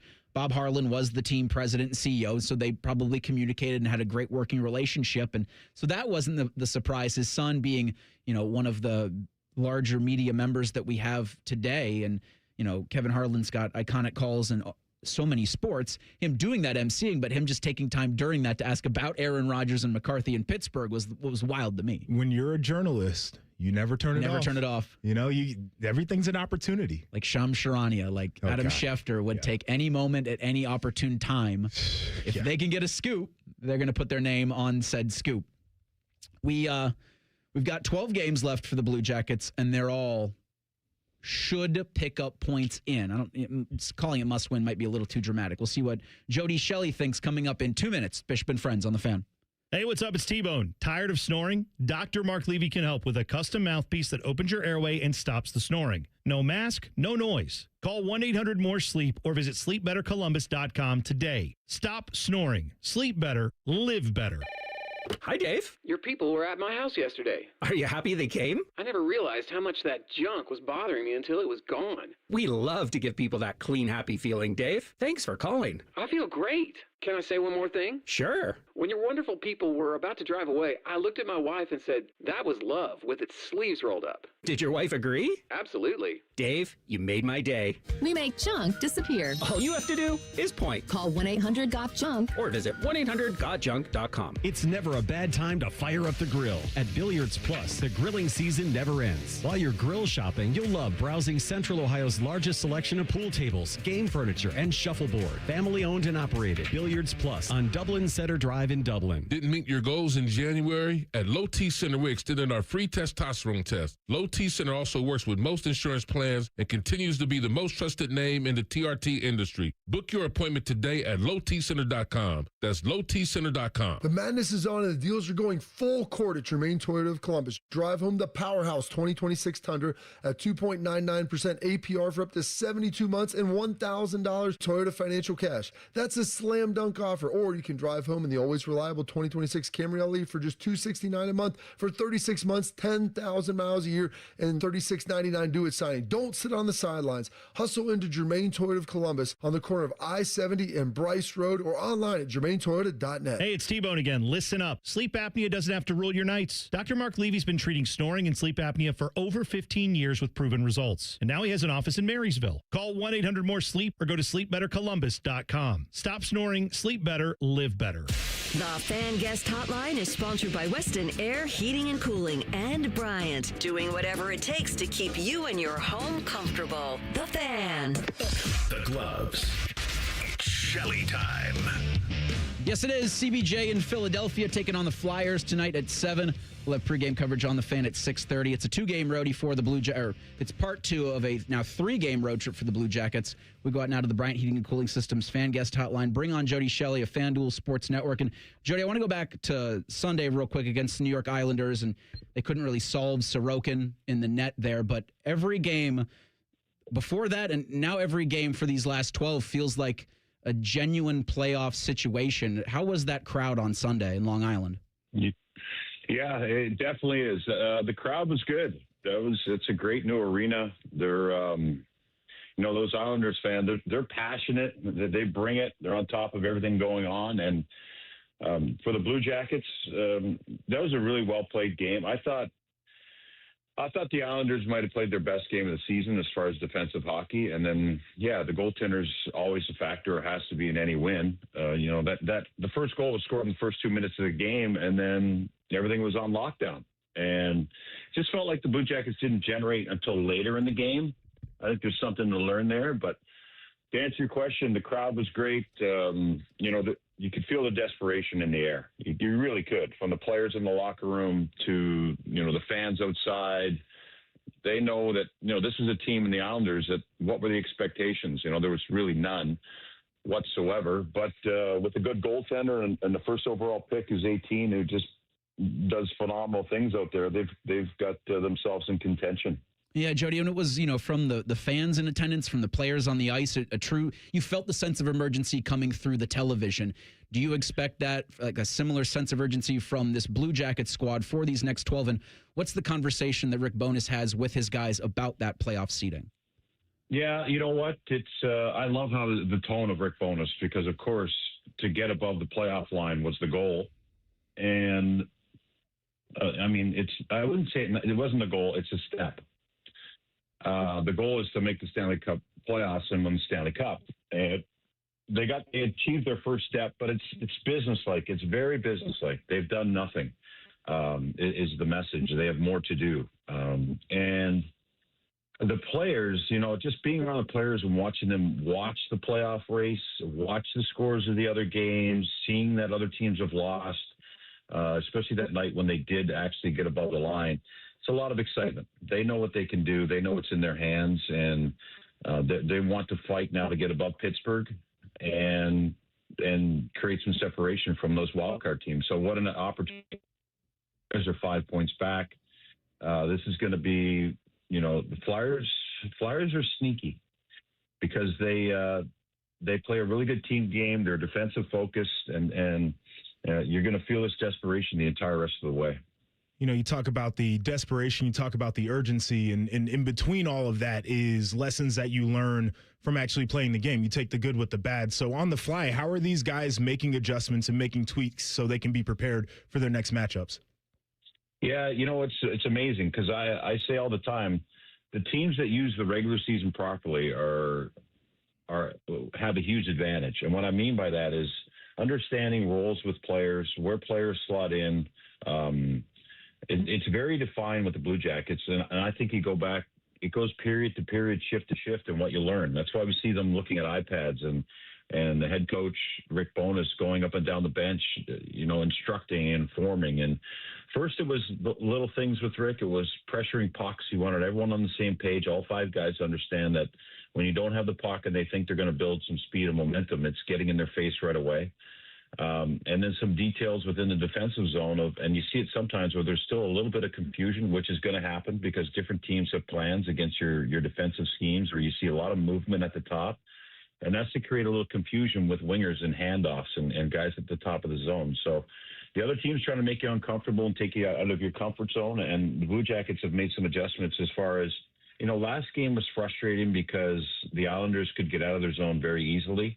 And when the Blue Jackets adjusted and carried pucks in and got the puck below the goal line deep in the Islanders zone and held on to it, that's when they could start to make plays. And that's what we saw after there was a goaltender interference challenge by Rick Bowness. It would have been a 2-0 game, except that goal came off the board. And you could see then the life of the Blue Jackets. It was an 8-minute onslaught from them. So I would expect tonight for them to learn from that, because you can either throw pucks in and try to get them back, which they couldn't do against the Islanders. But once you saw them holding on to pucks and working, 2-on-1ing guys and that attack triangle you see in all sports, soccer, basketball, once they started doing that, they were way more effective. The Blue Jackets at the trade deadline, Jody, added Connor Garland. He came in super hot, maybe cooled off a little bit since then, but what have you liked that you've seen from Connor Garland, and what has he brought to this Blue Jackets lineup? Yeah, you can't just, we do judge players on their output as far as goals and assists. That is the reality of when you just take a shot, because we see highlights, but when you watch the team game, he's a part of the unit. He's brought speed to the second line, which was flat for a long time. He holds on to pucks. You watch him. He'll get deep into the offensive zone, turn up with the puck, and make the next play. And that's so important within a line, especially the top 6 line where, they want to carry those pucks in. So he's been effective. He uses his speed, his size to his advantage, which he's only 5'9". But he gets under players' hands, and that really frustrates the opposition. And he's also, he's a smart player. He makes some highly skilled plays. So it's been a perfect fit. And Don Waddell has picked up a lot of size with this team, and some of the acquisitions he's gotten with Zamula, Marchment. These guys are bigger guys. Coyle. But now the speedy winger that holds onto the puck with 6 years on his contract, this is a good fit for this team. Doing a little bit of Shelley time in advance of the Jackets and the Flyers tonight in Philadelphia. We'll have pregame coverage on the Fan at 6:30. Jody, I don't think we've had the chance, as the Blue Jackets were going on that 12-game point streak, that 4-game winning streak, I was really impressed by that fourth line centered by Boone Jenner. Just what have you seen from that, and what do you expect from them as we get 12 games left in the regular season? Yeah, they've been very effective, and they have the trust of the head coach, and that's the biggest thing. That is, he doesn't, and especially on the road, it doesn't matter who they play against. He's okay with it because they understand the fight to get pucks out of their own end. They can change momentum within the game where they can get out and play against the opposition's fourth line. And you think about it, Boone, Jenner, Lundestrom, and Heinen, these are all really good hockey players, smart, hardworking guys. That's a tough matchup when your fourth line has that much experience and knows their job very well. They get a lesser line against them, sometimes less experience, sometimes less skill. less certainty, but they're effective. They're a line that can play against the top line or the fourth line of the opposition and carry the weight and change momentum. So that's exactly what you need. You need the depth in the bottom six. And there's been teams around the league. I look at the Toronto Maple Leafs. They've been in the playoffs for the last decade, except for this year. And their weakness was their bottom six. They were getting outplayed. And I feel like this line that they've got together with the captain down there, it just shows the depth of the forward and the kind of the certainty of everyone's role. Looking forward to tonight's game. What do you think the key matchup is going to be? Well, I look at the top line of the Blue Jackets. I think Marchenko's a guy that's dying to break open here. They're going to get a lot of focus again. They will the rest of the way. I think that's a matchup. Whoever they try to match up against, the top line of the Blue Jackets, that's one that has to be won. And I always look to the Coyle, Sillinger, Olivier line because they can change a game as well. So for the Blue Jackets, they have Travis Konechny, so they'll probably we'll try to probably match up Zach Werenski's D pair against them. I think the top two D pairs are good. They can match up against anyone. But I think, Konechny line has got a lot of firepower with Owen Tippett out there. They've got some punch and they spend time in the offensive zone. I think you're going to see Werenski against that line quite a bit. Jody, a lot of times Bo will ask you for your pick to click at the end of a Shelley Time segment. And last year you were really good. I mean, you nailed it last year. This year, I got lucky. Yeah, maybe not quite as good this year, but at the very beginning of the year, I go back to the first Shelley Time. I remember you saying Jackets second in the Metro, and my goodness, that sure looks like there's a possibility now when that was dead in the water a while ago. What would you be more proud of here, a pick to click win, or Jackets finish second in this Metro? No, I'm going with the latter. Yeah, that would cover up all my zero for pick to clicks all season long. Would be that one, because the expectations coming into the year were exactly where they're at now, to be in a playoff spot with 10 to 15 games left. And if you look at the East and the teams that aren't in, who we all expected to be in, and the teams that are, like Buffalo and the Islanders, it's a year now. If you want to take it a step further, the Blue Jackets are going to be hard out in the playoffs. This could be a long spring. The way everyone's certain with their roles, the way the goaltending is shored up, I'm bullish on this team. Now, this is the real test, though, because now the Blue Jackets have been in a playoff race for a month and a half or 2 months now, and this is now going to ramp up. So they have to stay healthy, and they have got to just keep playing their team game. And I think that the advantage they have is they know exactly what they have to do within themselves to win hockey games. So to answer your question, the fact that I mentioned they would finish second in the Metro. This is exactly where you want to be as a coach, as a player, as a fan base at the beginning of the season with meaningful games the rest of the way. Jody, how are you taking in tonight's game? Let's see. It's ESPN Plus. Yep. I'm in New York. I might just, I don't know. I haven't decided yet. All right, I'm enjoying my day kind of away. I'll join the team again tomorrow.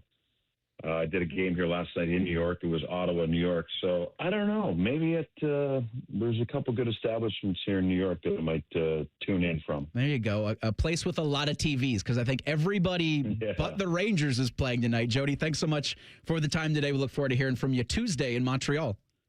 All right. Thanks, guys. Have a great day. I appreciate it. And Jody joins us courtesy of the Bryant Heating and Cooling Systems Fan Guest Hotline. We will do three things on a Tuesday. Coming up next, Bishop and Friends on the Fan. File now with TurboTax on Intuit Credit Karma. They'll find every credit and deduction or your money back. File in the Credit Karma app. This Ohio State football spring practice report is brought to you locally on The Fan by Roosters and by your Ohio Kubota dealers. Ohio State football spring practice report. From his time in the NFL, new Buckeyes offensive coordinator Arthur Smith is known for running the football, being the lone OC and head coach in modern league history to produce 7 different running backs with 1,000 scrimmage yards in a season.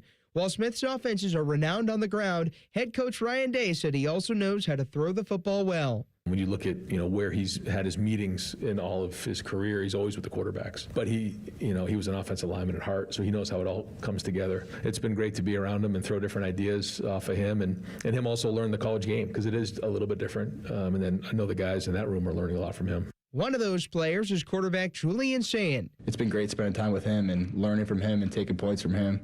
And he's calling the offense out there, so it's been great. And love working with him and excited to keep doing it. This report was brought to you by the Ohio State Wexner Medical Center and by Weber Grills. I'm Tyler Danberg on the Ohio State Sports Network from Learfield. There's one medical team in Central Ohio skilled enough to care for your favorite Ohio State team, and Buckeyes everywhere. The Ohio State University Wexner Medical Center is your choice for the most highly specialized orthopedic and sports medicine care. Our surgeons, physicians, and physical therapists have access to the most advanced treatments and innovative recovery approaches to get you back in your game. Because on or off the field, our team is your team. The choice for your orthopedic care is clear. Buckeye fans, game day just got hotter. Whether you're parked in the shoe lot or grilling at home, it's not a tailgate without Weber Grill's Traveler Grill. Fires fast, folds flat, fits compact, and delivers championship flavor every time. Burgers, brats, steaks, even rival fans agree. Bring the taste of victory wherever you grill. The Weber Traveler Grill. Tailgate tough, Buckeye proud. Weber Grills. Taste the tradition. Proud sponsor of Ohio State Athletics. Everybody knows that Roosters is a fun, casual joint with their award-winning waitstaff, great food, fun, and laughter. It's a quick stop on the way home to sit back and unwind. It's a front row seat to the big game. Roosters is where you, your family, and friends can order pizzas, sandwiches, salads, and more. And the home of award-winning wings that are fresh, never frozen, and so big you won't believe it. It's your family's other dinner table. Roosters, a fun, casual joint, and the official wing sponsor of Ohio State Athletics. Imagine yourself in a new Toyota, like the best-selling all-hybrid Toyota Camry.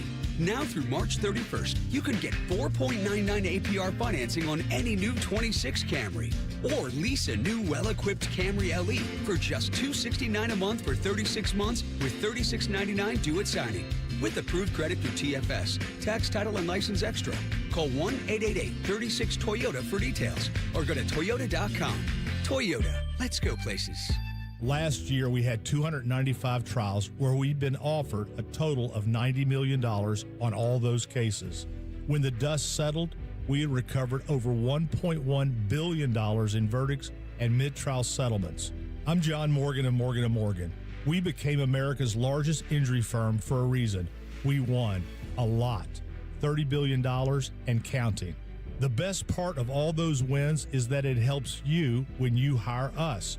All those wins allow us to let the insurance company know we mean business. And believe me, they know who we are. If you've been injured, Google Morgan & Morgan results. You're not bragging if it's a fact. 3 million people tried to hire us last year alone. That happened for a reason. Visit forthepeople.com and let's get started this minute. Morgan & Morgan, forthepeople.com.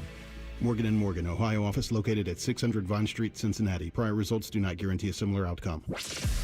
Bishop & Friends is sponsored by Diamond Seller, your true jeweler for almost 80 years. The Fan, Ohio's sports destination. Keep your friends close and your producers closer. You're listening to Bishop & Friends. Yes, it is. Eric Reeser, Joshua Perry, Ryan Baker on this Tuesday edition. On Wednesday, a first Friday edition of the program. We're going to have Jake Trotter at 10:30. We'll have Hey Guys at 11. So it's never too early to get your Hey Guys in, whether at 971BFS or in the YouTube chat. I will try to make sure it is saved for tomorrow at 11. But emails as well. I can't give you the email because I'm contractually obligated not to. But if you send in those emails, the earlier you do it, the better, so I can get them ready for Thursday when we open the mailbag at 10 o'clock. The Daily Fan Poll, sponsored by JT's Pizza and Pub, asks, what grade would you give the Ohio State men's basketball program for the 25-26 season? Your options are A, B, C, D, or F. D or F, the fourth option. 60% say C, 23% say B, 15% say D or an F, 1% A. Joshua? I feel like C, and I'm Mr. Yeah. The expectation needs to be higher, but knowing what we know coming in and probably where this thing could have been, Like, I don't think they fell super short of expectations, certainly didn't exceed. Like, I'm at a B right now. I think a B would be fair. A solid C+. Yeah, I think I'm in that C to C+ range. When you came into this year, I think you wanted them to make the tournament. Mm-hmm. I think that was the expectation. Let's get back to the tournament. I think they did that. So, yeah, I think a C+ works. And also C's get degrees. However, there must be better when you talk about next season. Like a C will be failing. Yeah. After this season. Yeah. 1, 2, 1, 2, 3 things. Sponsored by Newman Roofing. For all your roofing, gutter, or siding needs, call Newman Roofing today at 614-NEW-ROOF or visit online at newmanroofing.com. All right, first thing for me. So we gave away Jackets Hurricanes tickets earlier in the hour, and I wanted to know about this trip to Montreal. So the Jackets are playing the Canadiens twice to round out the season. They're going to be in Montreal on Thursday, but then on Saturday, April 11th, they're going to be taking on the Canadiens.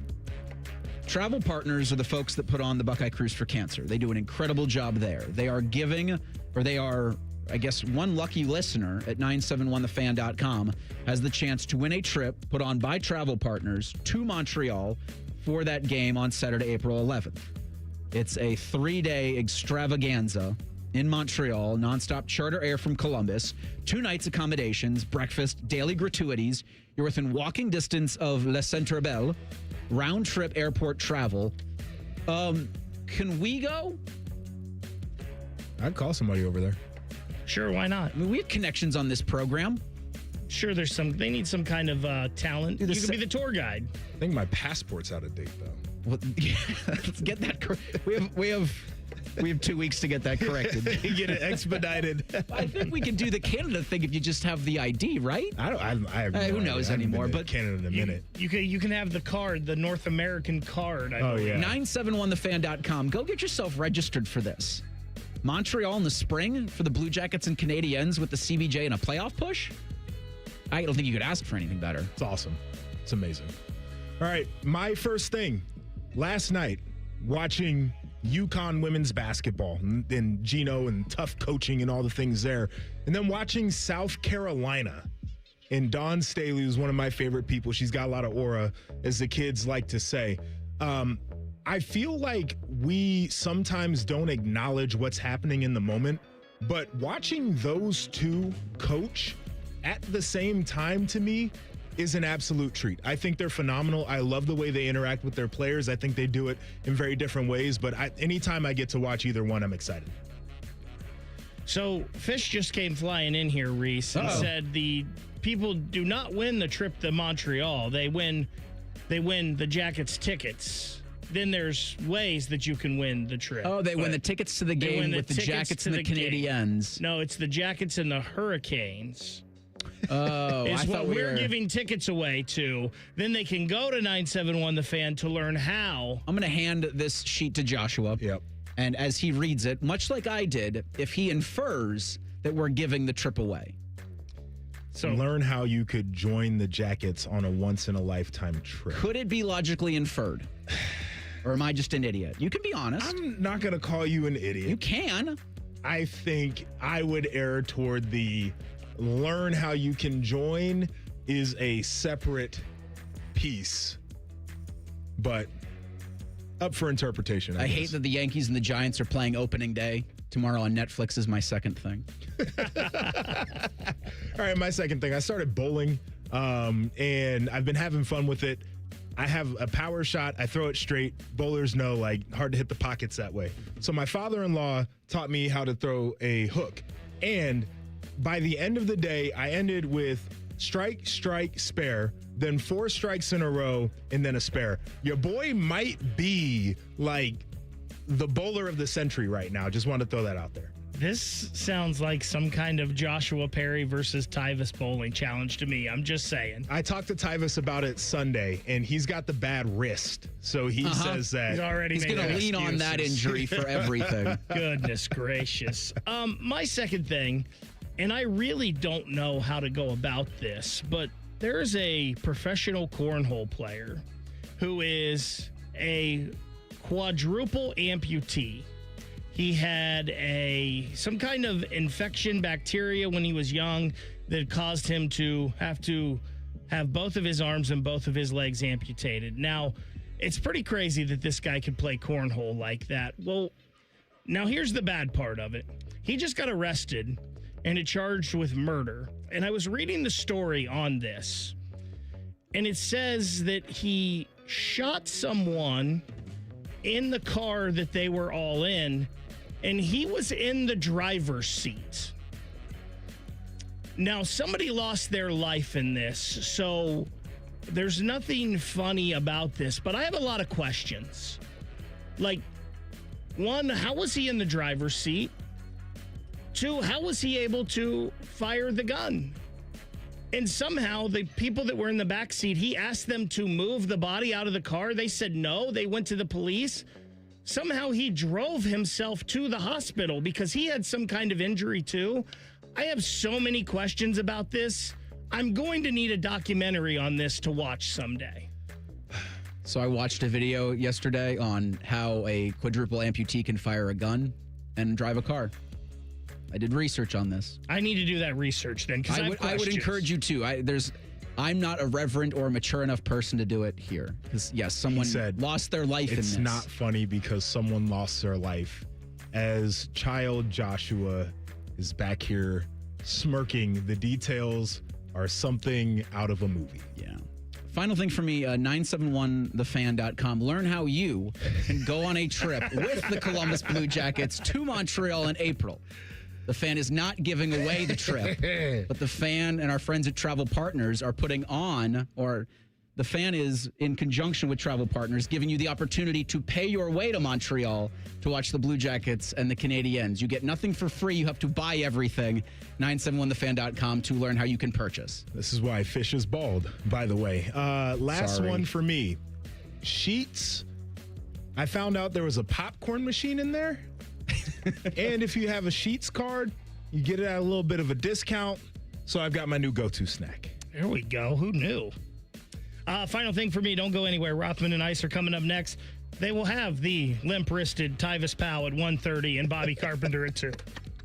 I could do no better than this program. You'll have Joshua Perry, you'll have Ryan Baker on tomorrow. Maybe me, if I'm not giving away free trips that the Fan is in fact not sponsoring. But Rothman and Ice are up next on The Fan. 1, 2, 3.